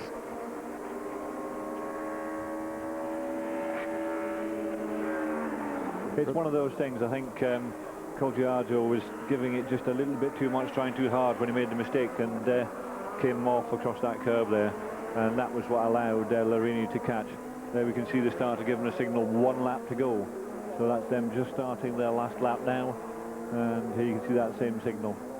So they've got 1 lap to do it, and he's 4.7 seconds behind Lorini, behind Colciaggio. So unless Colciaggio makes a mistake, and we've seen that before, we've seen that earlier today, he made a mistake and went off, and we've seen it in this race also. He's already made a mistake and ended up cutting a corner. So there's nothing final about this race at the moment, not until they cross the line. So we'll have to wait and see if he can actually keep his head together and get it to the finish and not make any mistakes, rather than what's happened to him so far this weekend in trying so hard to get that four-wheel drive Audi up onto that top position and get that first win of the year. Well, it'll be a well-deserved win if it comes to him here, and at the moment it looks as though it should do, and he really doesn't need to risk everything. Down through the final chicane, Lorini 5 seconds back, and the Alpha, well, they've had one dry race. Maybe he tried to go too far on settings to improve it for the second race. Whatever, the Alpha of Nicola Lorini was not the force that it should have been in this second race. That's taking nothing away from Roberto Colciaggio. A great start, very determined driving, way above the limits of the car on occasions. Wins his first race of the year. Round 6 of the championship goes to Roberto Colciaggio and Audi, both scoring their first victory. And David, in dry conditions, when we think back about the race at the end of the year, we'll remember how wet it was, and we'll see Colciaggio's name at the top, and of course we'll say, well, of course he must have been the winner in the rain, but just dry weather, and no advantage whatsoever there for the Audi, apart from first few seconds away from the line, and that certainly wasn't the story of the race here. Larini second, De Lorenzi third, Matt Neal halving the distance, not even halving it, cutting in 2 laps the gap to De Lorenzi from 11.5 to 3.01 seconds, but one more lap, Matt Neal would have been on the podium. As it is, his first visit to the Euro STC, he finishes 4th in the Nissan, Pijoli 5th in the second of the Audis, and in 6th position, Fabrice Valfish in the Honda, with which he started from the pit lane. But the big story is that Nicola Larini finishes twice, and for him, that's a very healthy point score. Gabriele Tarquini first and 0, and that is the real story of the weekend. Of course, Fabrizio Giovanardi, the other championship rival to Larini, let's not forget, out after that first lap crash with Tarquini, and he will score nothing here either. So Larini now, 3 of the 10 Super Racing weekends out of the way, already starting to look like the man who will get the favoured treatment and the assistance of his teammate in the Nord Auto Alpha team. 3 more races in, who can tell what will have happened? But at the moment, Nicola Larini is head and shoulders above the rest of them in terms of points, and you have to say, in terms of luck in the races. So confirmation there of that result, and well, Colciaggio could hold off Larini in the end, and if you'd asked me that with 5 laps still to go, I would have said not a hope in hell, and he managed to do it. So congratulations to him. A very well judged race, a couple of little mistakes. He got away with both of them though by the skin of his teeth and held off. Matt Neal very strongly driven indeed into 4th place, so it looks as though they managed to get rid of that misfire that hindered them in the first lap. But there with the team, Roberto Colciaggio enjoying his moment of celebration.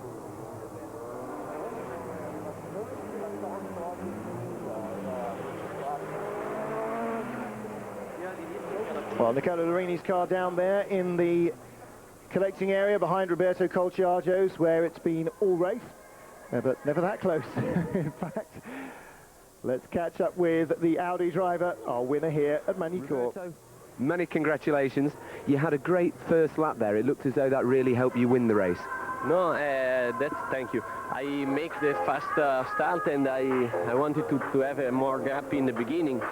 So, but after in the end, in the middle of the race, there is too much oil on the track. After another Audi broke the engine, so it was really difficult to drive. But in the end, I won, so I'm happy. Thank you, Roberto. Well done. Now, what we really want to know is what happened to Nicola Larini's car, as we suspected. Lemponen's Audi leaving a trail of oil around the track, but that will have affected everybody equally. All right, a fraction more traction available for the 4-wheel drive car, but David, 4-wheel drive on oil or 2-wheel drive on oil, it's not much of a gamble really, is it? They're both off. It isn't. Once you've got oil on the circuit, it doesn't matter how many wheel drive you've got. Once you hit it, you're going to slide whatever happens, and we've seen all the cars sliding around once you had this oil on there. Well, let's catch up with Nicola Larini, see if we can find out what his story was. I think, as David suggested, perhaps a collision early on. Second place, congratulations. That's a very good result for you in terms of the championship. It was really unbelievable driving. It was the racetrack was 90% with oil in the asphalt. It was impossible for me to drive. It was a worse condition that if it was raining compared to Audi. For me, it was impossible to drive and to try to keep him. 3 laps to the end, another car lose oil again. I said, okay, better to keep score point for the championship. Thank you, Nicola. Okay, so there you go, from the horse's mouth. The slippery conditions, worse in fact than we even anticipated, according to the Alpha driver. And well, we did see that he couldn't match Colciaggio's pace in the last couple of laps, and perhaps wisely so, looking for that championship at the end of the season.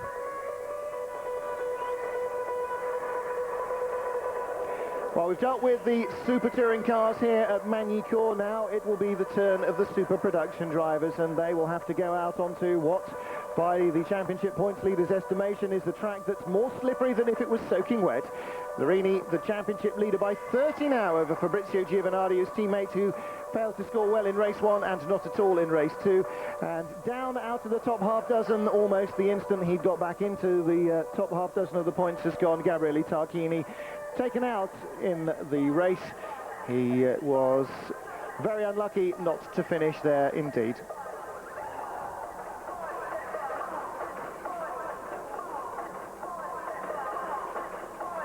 Well, we'll be back after this break with more action from Magny-Cours. The super production cars are ready on the grid.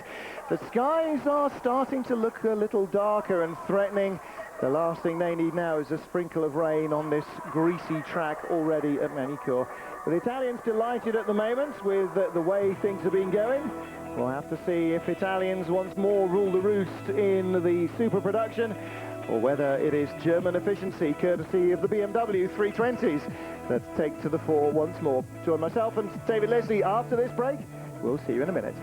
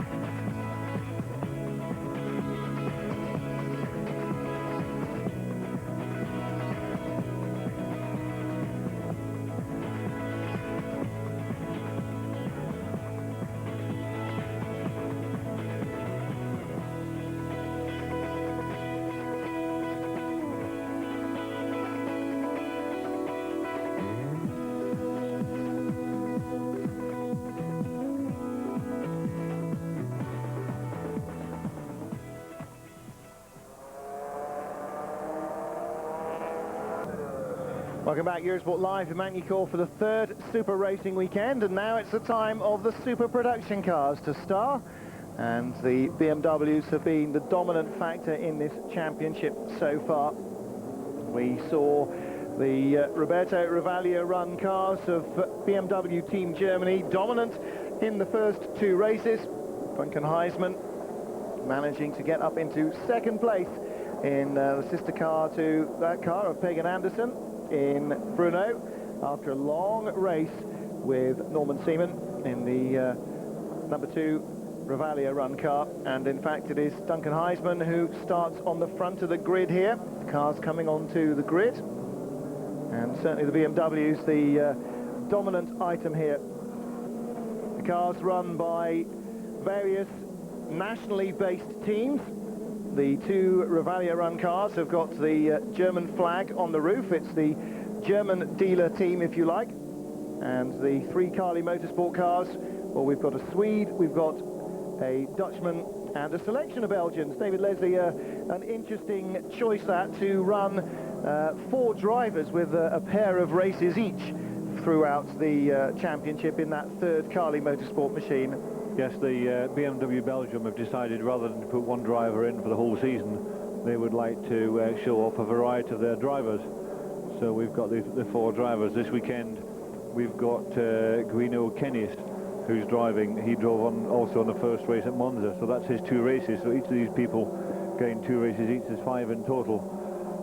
Some of them we've had before, like Frederick Bove, who's doing the Silverstone race on the 13th of May in something like 10 days' time, and he will also continue at Zolder on the 20th of May the week after.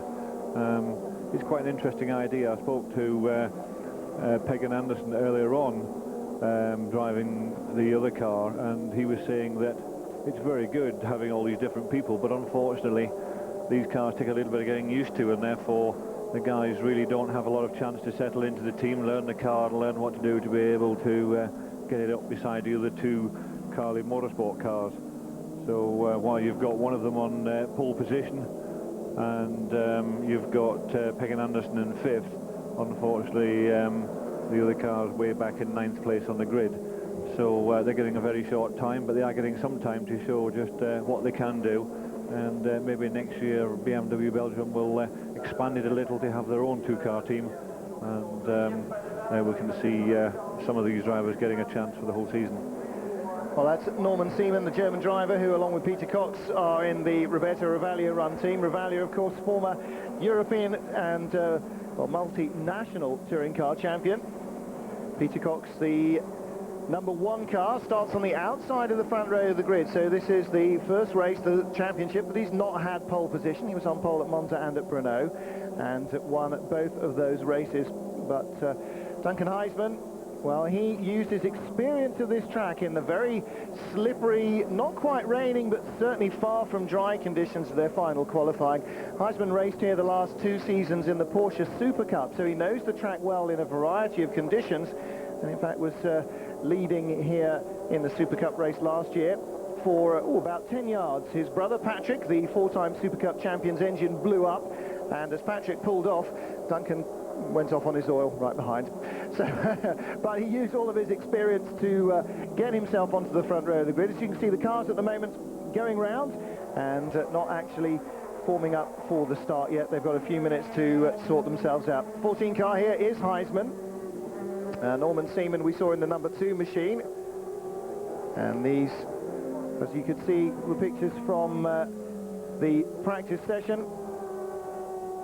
Heisman making the best of the conditions, although there was only that one puddle of water, David, across the back of the track. It was still pretty slippery generally out there, and Heisman was the man best able to deal with the conditions. So I will be hoping for a dry race, although the rain normally for me isn't a problem, but this morning we had some problems, but I think now in dry qualifying, I think the Carlin Motorsport team did a great job. This circuit, I always do well on this circuit, so I was hoping for a top 4 spot, and now I'm on pole position, so I'm very happy. So the Dutch driver finishing off practice as the #1 man. Peter Cox in 2nd place in the #1 car. Norman Seaman in 3rd place in the #2 machine. Gianni Morbidelli, the best of the CBME BMWs, who had a dreadful time, all being taken out by a midfield accident when we were at Brno last time, and Morbidelli will certainly hope to fare rather better than that. Best of the non-BMWs, Tommy Ruhrstadt will start in 6th position in his Nissan, and we'll be back with the race action just after this.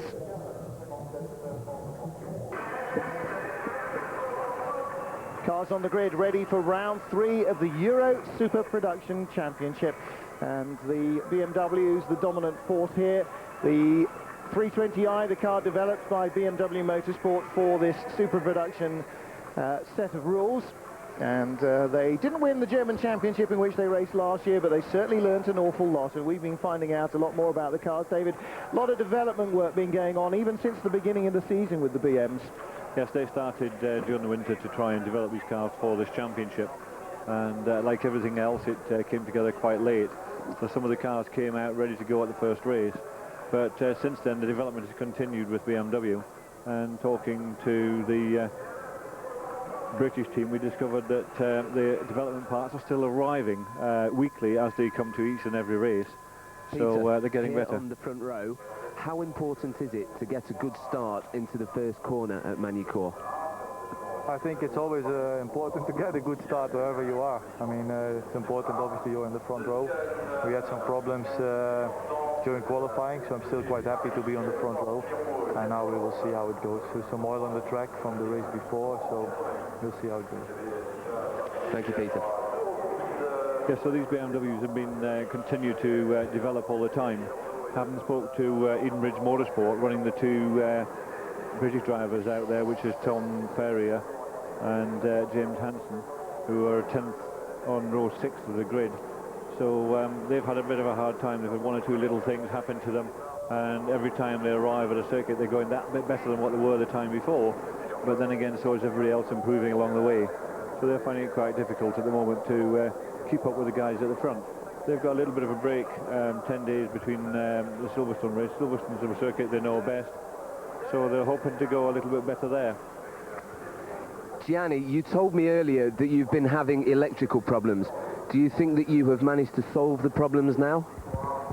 I'm not sure, but I hope. Of course, we they worked a lot. All the mechanics, all the engineering, the team, they worked for resolve our problem. Yesterday we had a bad day, so we can only improve respect yesterday. I hope to do a good race, of course. Thank you, Gianni. Well, Morbidelli needs to have a good race because it seems now a long time since Monza when the CBME cars actually ran strongly. They had trouble in Brno and they need to get back on track. Pegan Andersson from Sweden was telling us about his practice session. He said that the exit of the long, fast, never-ending right-hander called 180, there was a little dry patch, and apparently if you came out crossed up and hit that, it straightened you up nicely, and he found eventually the speed at which you could hit the little dry patch where it didn't save you from the gravel traps, but he managed to get a good strong time in anyway, and so he will start, well, I think probably his best grid position of the season, David, on the inside of row 3, 5th place on the grid for Pegan Andersson. Yes, he's been there or thereabouts. He's been right behind the top runners, Peter Cox, Duncan Heisman have been, you know, right up there, and he's just hanging on to the back of them. He knows he can do it, and he's just waiting for that opportunity. The opportunity didn't present itself at Brno. He got involved in an accident with a couple of other cars, one of these racing incidents that happens at the early part of the race, and that took him out of that one. So he's looking forward to a very good race here. As you say, he had that little bit of an off earlier, but that just filled the car full of gravel, and no doubt the mechanics will do something with the gravel, probably put it in a little bag and hide it in his kit bag for him to take it home as a present or something like that. These are the sort of things the mechanics do to you when you present your car back to them full of gravel. Onboard camera view there from James Hanson's car. Hanson, one of the pair of British drivers in the Edenbridge squad run by Peter Briggs. And as David was saying, they're two youngsters learning new tracks every time out. They've never raced on any of the tracks apart from Silverstone. I don't think either of them have done the Grand Prix circuit. Tom Ferrier may have done in support for last year's British Grand Prix if there was a production saloon race, but I'm not sure that there was. Ferrier 19 and his teammate Hanson 25 years of age, and he was telling me about his career last year where he was racing Formula 4 2000 in the USA. And he said, once you've raced those things on ovals, he said it's like playing a video game fast forward with your life. He's very different kettle of fish here in these touring cars, but I think he's feeling a little bit safer inside them than he ever did in a Ford 2000 car on an oval. Well, leading away from pole, Duncan Heisman. Behind him, the number 1 car, Peter Cox. There's the German flag on the Norman Seaman car. Italian colours on Gianni Morbidelli. The blue car is Tommy Rustad. And then Pegan Andersson, Paolo Roberti, Perlo Villamil, well up in the Alfa Romeo on the inside or outside of row 4 rather. Then the Belgian driver in his Carli Motorsport car, Kennis, with Gabellini. And then on row 6, as David said, Hanson and Ferrier, the Edenbridge pair, ahead of the 147 of Cavici. Toby Massini, who many of you will have seen racing in the British Series last year in a Honda Accord. Unusually far back in 14th place, just ahead of Bernaldi in the final Alpha.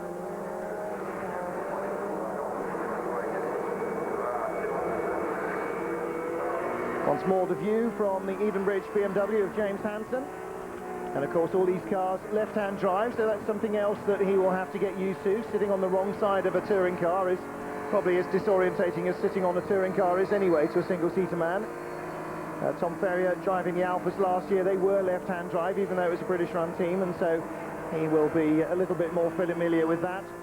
But for the pair of them, as David said, BMW coming along with new bits, and Peter Briggs was saying every time that they're working on the cars at the circuit and BMW's engineers come along, they look at a bit of it and go, oh, you don't want that. Oh, no, we've got some new bits for that. They'll be here in the morning.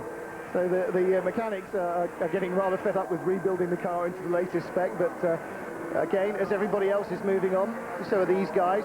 And I think Peter Briggs was relatively undisappointed that they didn't have the ultimate car, because after all, he's not running somebody like Cox or Morbidelli, who is an acknowledged outright front runner, and his two young men are doing as much learning about the tracks and the cars as the rest of the team are, so it's a fairly good combination. They seem to be getting on very well and learning a lot as they go.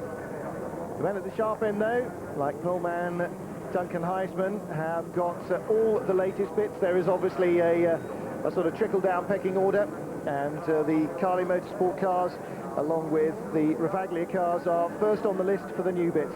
Heisman on the left, Cox on the right, then Seaman and Morbidelli. Let's see how they go. Green flag waves, 5-second board, the red lights go on.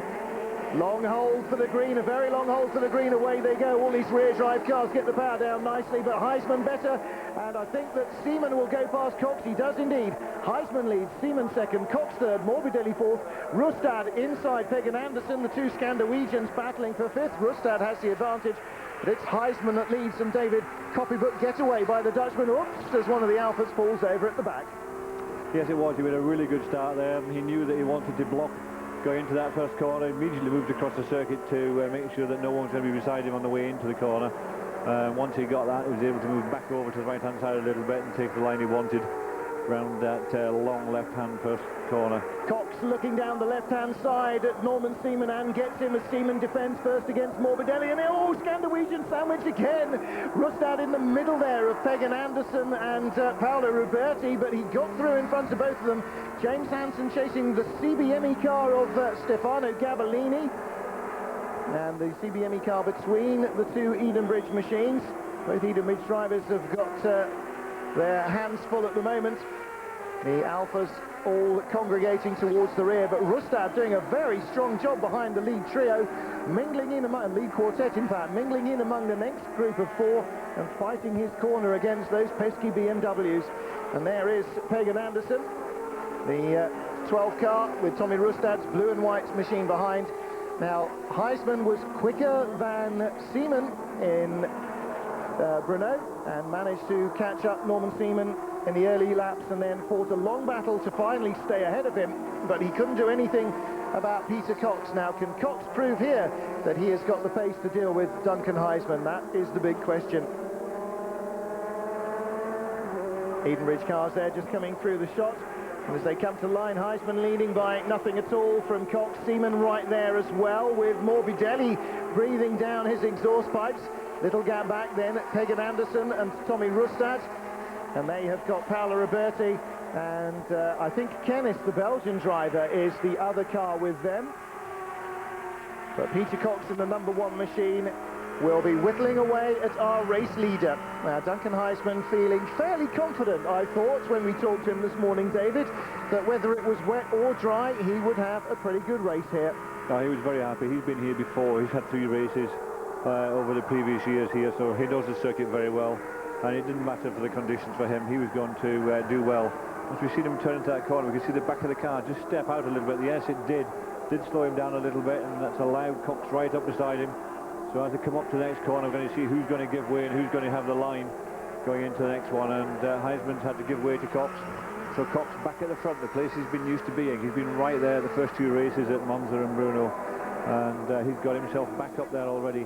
A little bit wide into the corner. Heisman looking down the inside, can't quite make it. You can see how much these cars move around going through these corners. They're not like super touring cars, the race we've just watched before. These cars, very much smaller tyres, very much smaller wheels, very much smaller brakes. They're going to brake so much earlier, and you just don't have the grip, and it slips and slides around. You see much more drifting of these cars coming up through here in qualifying. Watch how much they were really sliding around before they had to hit the brakes hard and turn into the next right-hander.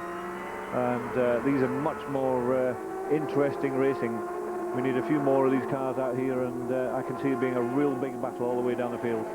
I have to say, I love the narrow tyres. They look like road car tyres, and not really high profile, not really low profile road car tyres. Oh, they're not rubber bands, they're big, high sidewall tyres. They move around, the cars move around, and as a result, it is exciting to watch from the onboard or from the exterior. Now, I have to say, when Cox made his move, they were side by side a little further round than we are here, coming down to the Nürburgring chicane.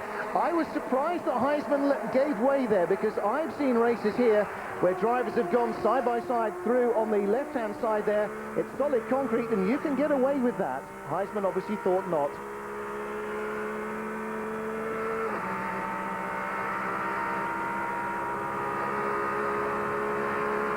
Duncan Heisman tracking Peter Cox then once more down to the slow corners, and this is where the acceleration of the rear drive BMWs really puts Tommy Rustad in his front drive car at a bit of a disadvantage, but most of the cars are BMW, so nothing much to choose there between Cox and Heisman, and I think that it'll take a long time for Peter Cox to shake off Duncan Heisman. See all that green concrete there? You can go sailing across that in a battle and still survive. I'm surprised with all his Super Cup experience, which is lively cars and door-to-door racing, that Heisman didn't try that, but he gets alongside Cox. Cox again, too deep into the apex, missed it a little bit. He's pushing him on the grass, but Heisman's got the line. Now, I was going to say earlier that Cox was firm but fair, but that was a little bit too much of the firm. Now, Heisman, oh, wow, Cox in the wall, and I think that perhaps that was a little bit of payback time there. That was certainly very, very strong racing by Cox to hold on to his lead position. And the CBME, a wry smile from the CBME team in their garage there. Peter Cox is out. He will be very unhappy with his fellow Dutchman about that. But I think Heisman has every right to be unhappy with him about what happened a few hundred meters earlier. Yes, it was one of those things. They were racing side by side, door to door, and no one wanted to give way. You just cannot afford to give way in this racing. You really have to hang on for every position you can get.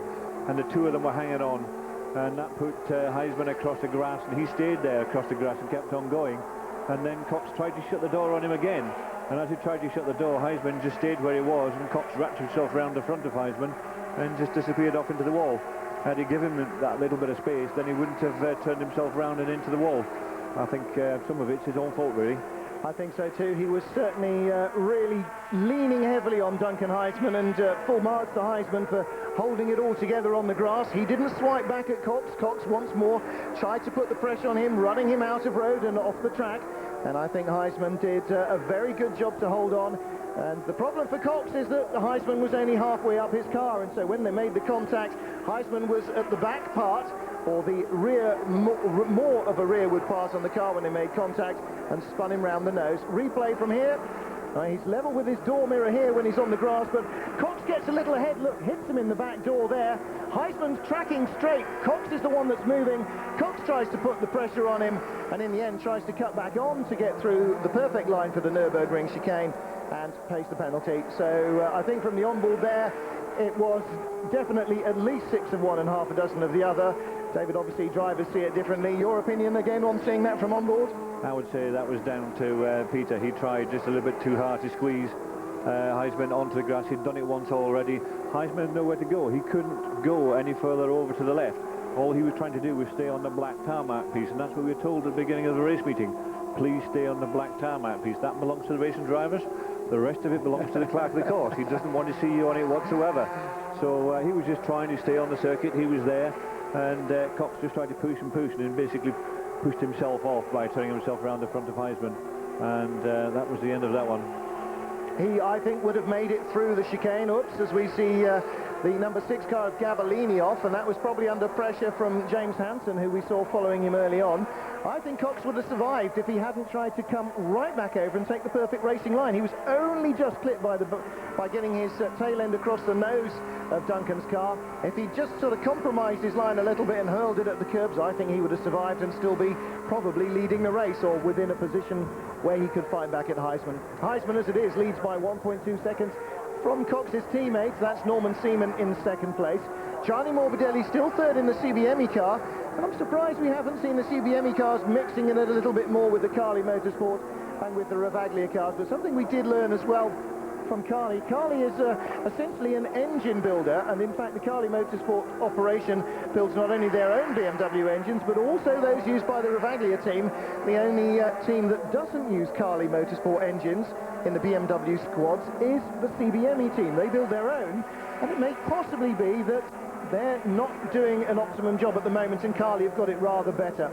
Well, the Alpha scrapping at the back here must be very dispiriting indeed for Villamil and Massini in the 156s to have the brand new and untested 147s all over the back of them at the moment, and nobody else within sight. This is a very private little squabble. Polo Villamil, the Spanish driver, out front, and there Tobio Massini, the Italian, behind.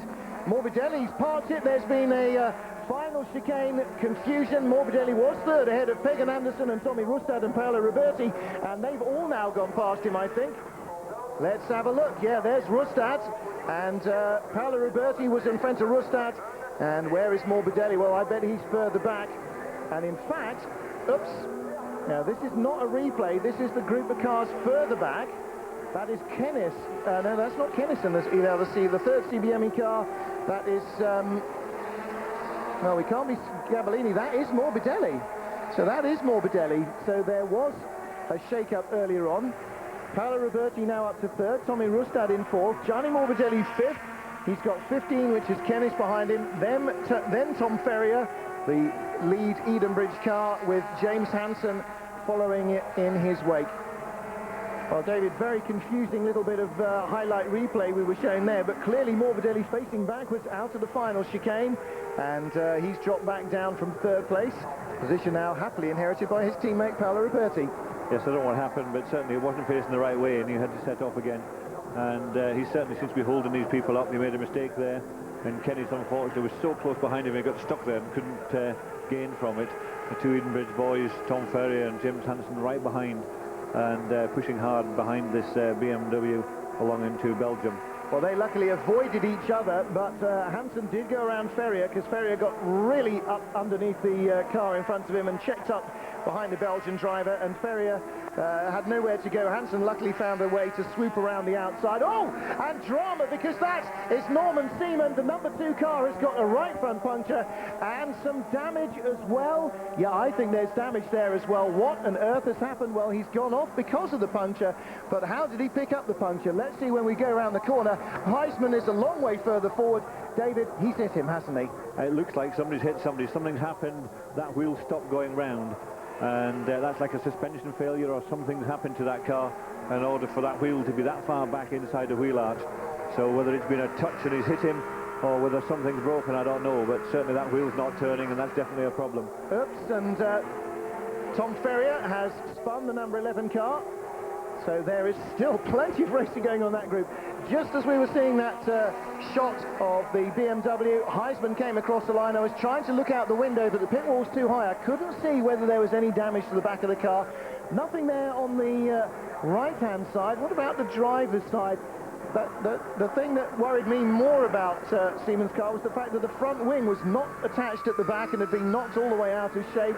Just looked as though he'd run into the back of Norman Seaman, but well, all his bumpers are still there, and it doesn't actually look like there's any damage at the back of Duncan Heisman's car. So maybe it was just a failure of either the suspension or some other upright component that has dropped Norman Seaman out of the race. But that's changed the face of the race considerably.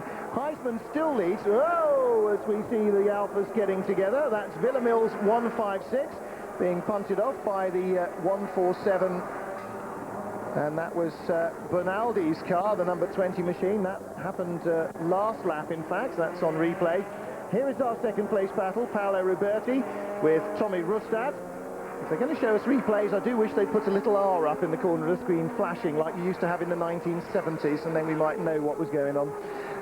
So Heisman leads, Roberti second, Rustad third, Morbidelli now fourth, despite having been in the middle of the group of cars facing backwards 2 laps to get out of the final chicane. Kennis, the Belgian driver, fifth, but won't be if he keeps doing that. Well, in fact, that's not him. That's Pagan Anderson behind in 6th place. I don't think Anderson's dry setup is quite what it ought to be either, David. I think what's happened, Anderson was a little bit further up before, so Anderson must have had that coming together with Morbidelli somewhere, and I think he was involved in that, and that's put him back to where he is, because he's now quite a distance behind Kennis, his Belgian teammate.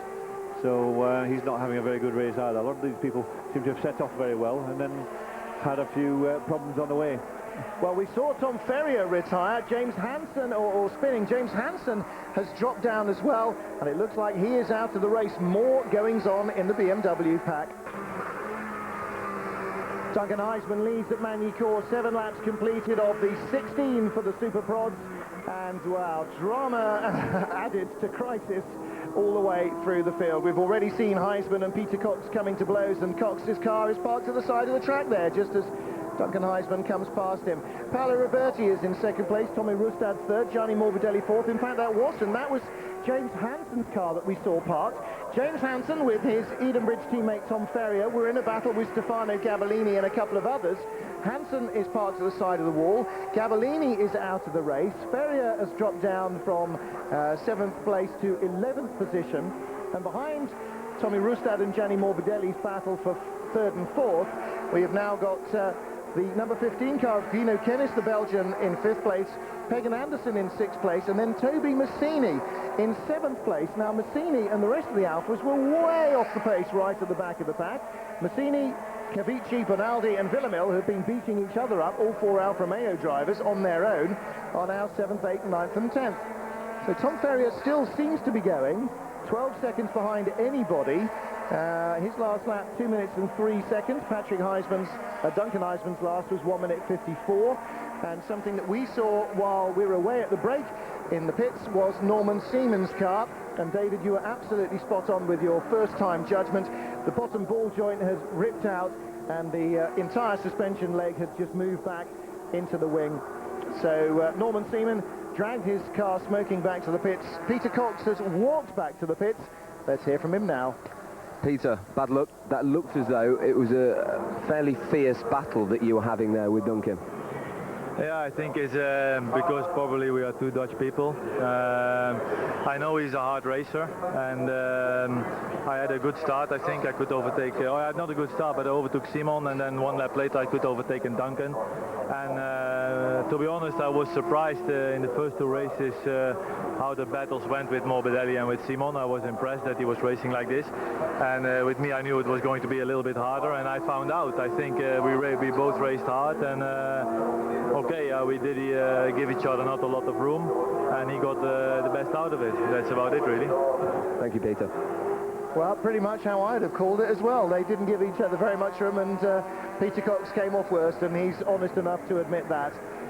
Now, this battle for 3rd place, David, or for 2nd place, in fact, as it is, Paolo Roberti, the lead CBME car. You can see Gianni Morbidelli further back in the background. Tommy Rustad, 3rd place. If you'd have offered him 3rd place before the race in the dry in the Nissan, he'd have taken it, wouldn't he, at any money? He would have. He would have taken whatever he got on the dry. Having spoken to him quite a few times over the weekend, he was actually hoping for a wet race, because this car really did go very well in the damp and wet conditions. And he was right up there amongst the BMWs, but certainly the dry, he found it very difficult, and he tends to be a little bit further back. But here we are, halfway through this race, and we are right up there in 3rd place. Well, as we've heard from Peter Cox, it seems only fair that we hear from Norman Seaman. As I said, he was in the pits with broken suspension. Let's catch up with him now. Norman, unfortunately, that's both of the cars in your team out of the race. What is the problem? Yeah, I mean, what the problem was Peter, you did saw with me. The problem was I hit the curb like normally, and the front suspension just did break, and we're not sure what the problem is at the moment. Maybe there was a part which was already, but although I don't think it was all, it was just didn't work, and unfortunately we both retired now. Thank you, Norman. Bad luck. Well, again, when you see something like a bottom ball joint ripping out, either it's because of rubbish mechanics, which I can't possibly imagine would be the cause, or because often he's been rock-aping it over the curbs, and perhaps that's something that they will have to think about a little bit in the future, is just how they can treat the curbs. Here, there's a lot at Magny-Cours that really beg you to thump them, and particularly here at the Nürburgring corner, I'd like to bet that's exactly where it went on him. Yeah, these cars, he had mentioned that it may be a bit old, but you've got to remember these cars are all new this year, so they're all in their 3rd race, so I think he was grasping at straws when he came up with that little bit of an excuse, but whatever it is, something has gone wrong with it, and it's put him out. So that team now, with no one running in this race whatsoever, and then we've got to remember this is a team that is basically the quickest team out there at this moment in time, with both Peter Cox and Norman Seaman out there. I'll tell you what, you'd find a bit of an argument about that if you went down and started spouting that kind of stuff in the Carly Motorsport tent. Duncan Heisman would be the first in the queue, and with some justification. But you're right, I mean, it's a very well prepared team. It's led by a driver who knows touring car like very few others, Roberto Ravaglia. And is that Gianni Morbidelli slowing down? It's definitely Gianni, but now he's not slowing down. That was very bizarre. He just looked as though he got something wrong when he came out there, maybe got it on the grass or something, I'm not sure. Now, that was Tommy Rustad behind him. Toby Massini is pulling off, or Tobia, as he is actually called. We used to call him Toby in England, because it sounded more English. But Tobia Massini pulling off in his Alfa Romeo, formerly in 7th place he was. So now Cavici having just way past Villamil, it'll be Polo Villamil who moves up into 7th place. And Morbidelli, well, seems to be going quite normally again through the Nürburgring chicane. But I did sort of get the feeling that there was something a bit bizarre going on there. He hasn't been caught by the cars behind, by Kenneth or Anderson. There's Tabia marching away from the car. A sight that we saw on a number of occasions, well, a couple of occasions in his Honda Racing exploits in the National Saloon Cup in Britain last year. Morbidelli again, no signs of dramas through Nürburgring, so we'll assume that that was me just being surprised by seeing him coming out of a very slow chicane where I thought perhaps he was on a quicker part of the circuit. His teammate Paolo Roberti still in second place, and the gap back from second and third, Roberti and Rustad, to Heisman is now up to 11.3 seconds. Heisman still lapping 154.13, Roberti 154.11, Rustad 154.15. So the lead trio within 0.2 of a second of each other. And Tommy Rustad, he's got another 5 laps to survive on those tyres, David, and that was possibly, I think, his worry mainly in the dry, was that if he really had to push very hard against the BMs, then the front drive Nissan would start to eat its rubber at a faster rate. He's a bit worried in the longer races, but he feels that, you know, as long as he looks after them at the beginning, then he'll be okay. And certainly he was in the middle of it at the beginning, certainly seen all the cars around him, and he was just trying to hold his own without trying to do anything terribly desperate, and actually really push hard and push them out of the way and try and get forward to the front. What he wanted to do is keep the car in one piece, and as we've seen now in both this race and the previous race, the Super Touring race, what seems to pay off a lot tremendously around here is to keep the car in one piece, not to hit anyone, not to be hit by someone, using your head and staying on the circuit. And judging by these two races, the majority of these drivers are not using their head very well at all. Most of them have managed to fall off, hit each other, or bury it in a gravel trap, or do whatever they need to do. So I think there's a few team managers need to bang a few heads together and say, look, score points in this championship, try and do well in the championship, you must stay on there, which is what they're not doing at this moment in time. Well, I don't think Peter Cox will need much underlining of that point, because, as you say, he's come off worst in the incident with Duncan Heisman. It could have gone either way. It was definitely a rush of, well, not a rush of blood to the head by both men, but some pretty tough door-to-door racing in the most physical and literal meaning of that phrase to hold on to the lead by both men. And in the end, as Cox said, he just came off worst in the little banging match they had. But again, with only 10 races, there are no double headers, it's just 10 races. You can't afford to go messing around and making those sort of points-losing mistakes. So again, losing a corner and then fighting again is probably a better bet than fighting the corner and losing the race. Of course, it's easy to say from the commentary booth. We're sitting here nice and relaxed and not in the heat of battle. But Duncan Heisman, having got into that scrap, was lucky enough to come out of it pretty much unscathed. You can see where they go around this hairpin here, the far end at the Adelaide hairpin. Duncan's arms are really wound right round that steering wheel as he tries to get it round that hairpin. Very, very tight hairpin indeed. And when you come out, you can see all the sand on the tarmac where they've had the oil from the previous race. Tricky and slippy.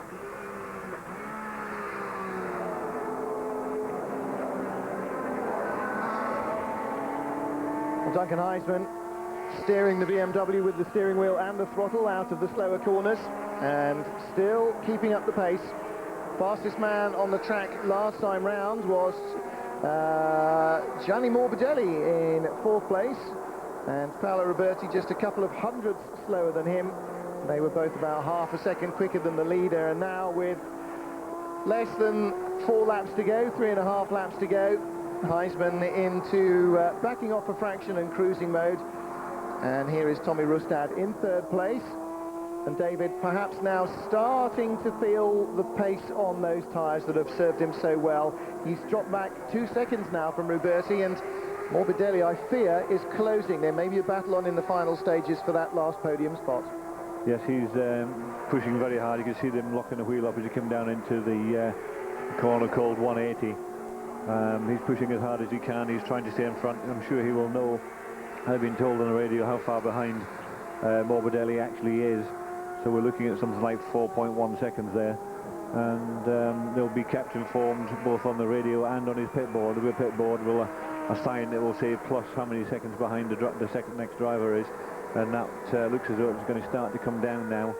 and he's sort of losing out towards the BMWs. The BMWs, obviously, with their rear-wheel drive and their weight distribution that we've got, the rear-wheel drive, not everything going through the front, are obviously able to look after the tyres that little bit better and keep up the pace for the whole of the race, where maybe the front-wheel drive cars are very good at the beginning, but not quite so good towards the end of the race. Well, Rustad's previous lap was just 0.2 of a second slower than Morbidelli's. This time round, just 1/10 of a second, so he's really working that Nissan hard. And despite the slight disadvantage in these dry conditions of having front-wheel drive, he is hanging on for grim death in there. Tom Ferrier, incidentally, still going in the Edenbridge cars, just crossed the line in 9th place. And his target, Polo Villamel, well, 20 seconds ahead of him. But he's just passed Bernaldi's Alfa 147, the little new Alfa, the one that we saw punting off Polo Villamel earlier on. Oops. And he's just taken 9th place off him. And Ferrier, well, every lap here, David, is a learning experience. And the team hoping to pick up a little bit of some other people's experience in testing next week as well. Yeah, they've arranged a test next week to try and improve the cars. I can't say a great deal about it. I'll be able to tell you more at Silverstone once I've actually driven the cars and see how they go and see if we can try and improve them. They've got 2 young lads, one's 19, one's 23, and they're looking for some experience to try and help sort the cars out, get some settings on them, etc., and that will be me next week sometime. Day of dry running wouldn't be too much of a disadvantage for them either. Peter Briggs was saying they've been off to Snetterton a couple of times for test days, and it snowed on them, so that doesn't really help. Well, perfect for setting up for Bruno, but not really for anything else. Gianni Morbidelli, we're seeing here the CBME car in 4th place, 3.4 behind Tommy Rustad after 14 laps, just this one and one final lap to go.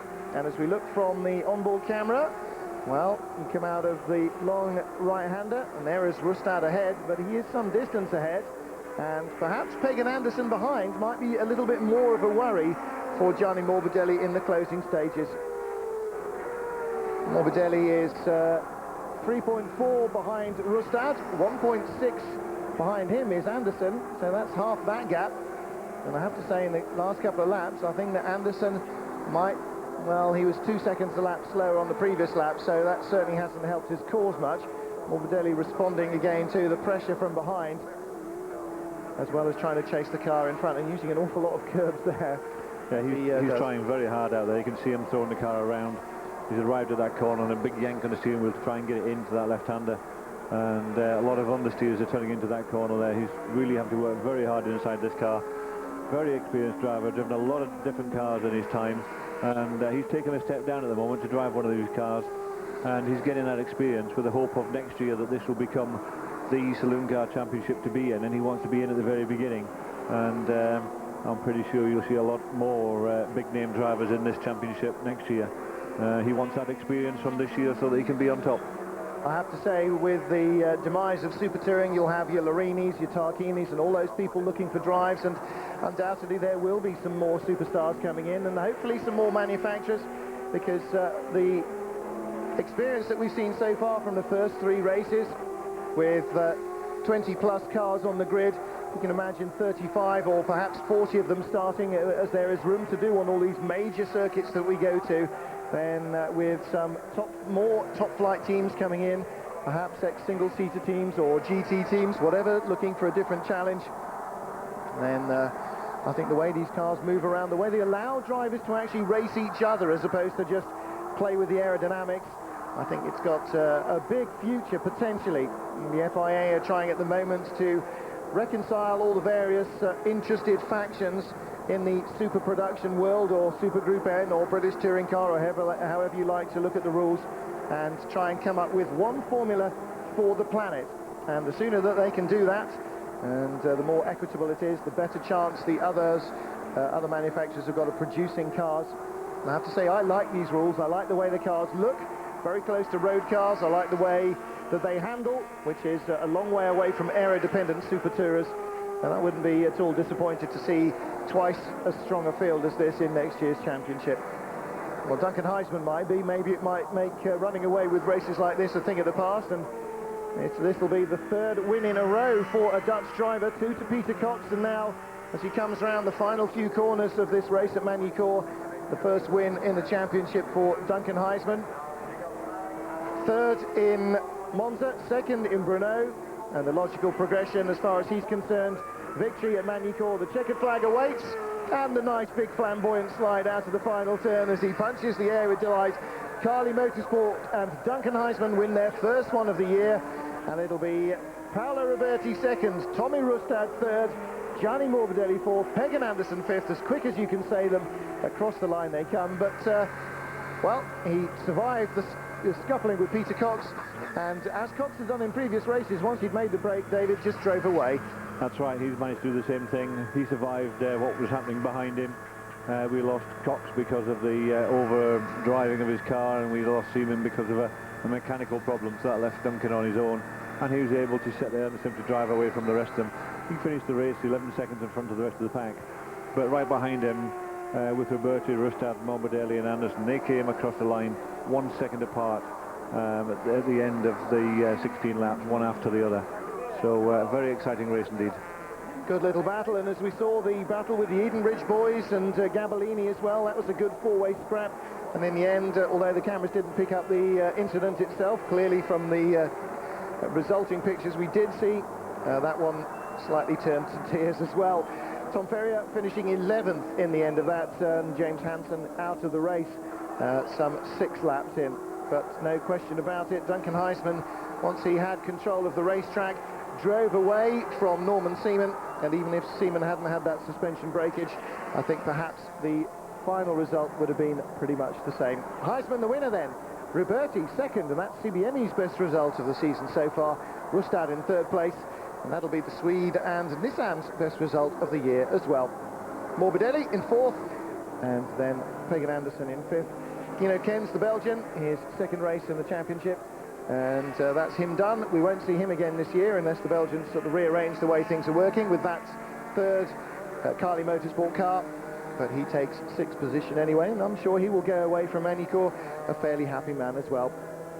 Cavici's 147, the little new, not quite Super Mini, but the little Alpha 147 in its best result so far, 7th place, ahead of Polo Villamil, Tom Ferrier and Bernaldi in 10th.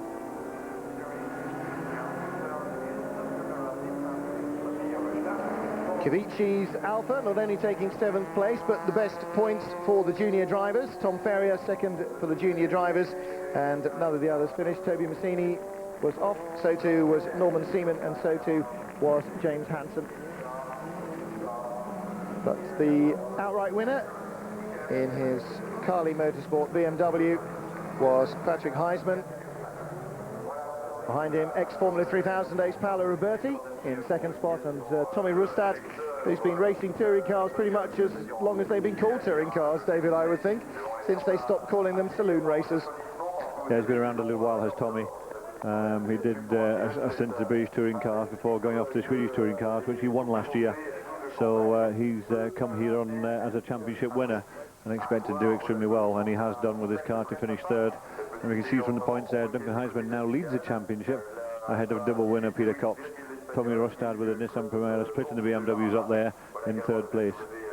And I think that's a reflection of just how hard he's trying, and also perhaps a little bit of the tough battling between the BMWs as well, which in the last couple of races has just been a bit out of Rustad's reach. This race he was right in amongst them, but there is our winner, Duncan Heisman, in the super production race here at Magny-Cours.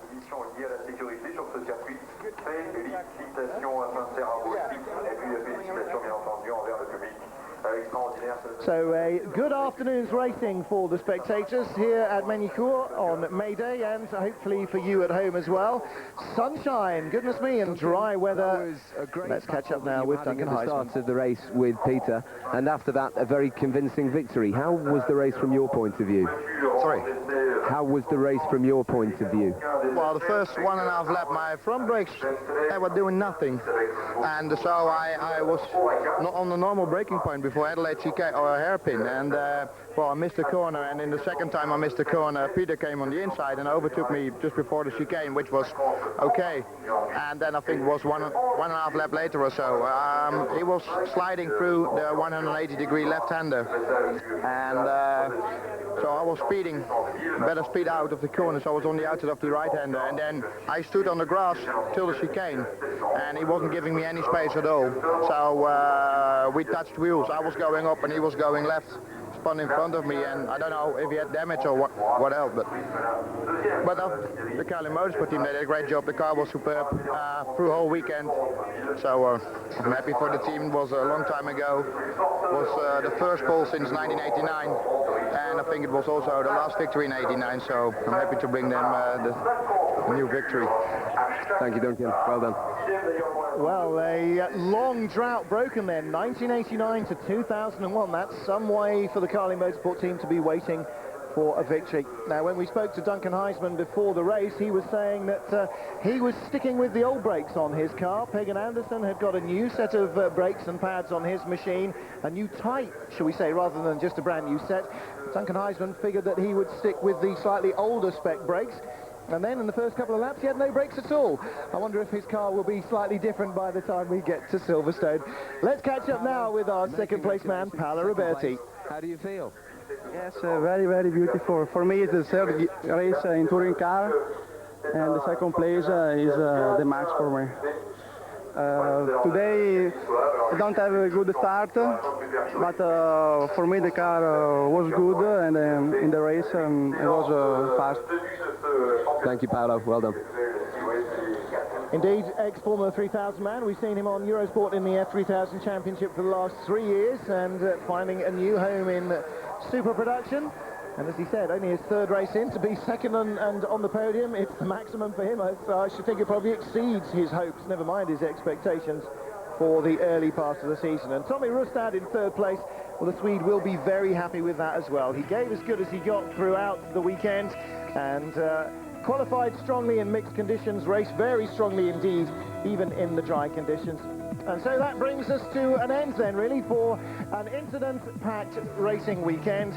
And the super raining moniker that has been handed in the paddock was finally dispensed with on race day. Dry conditions for all 4 races, and only the Formula Renault boys unfortunately had to plod around in the damp a little bit. So that's it. We'll be back at Silverstone a week from next weekend, so 10 days from now.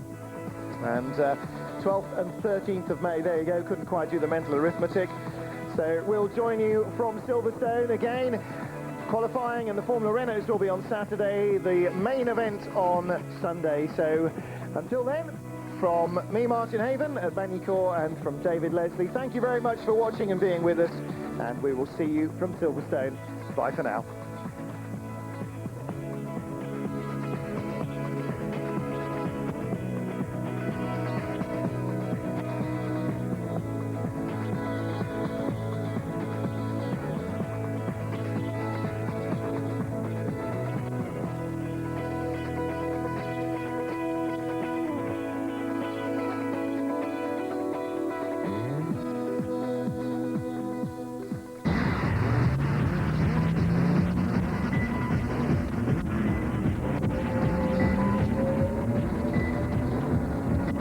Eurosport Super Racing Weekend.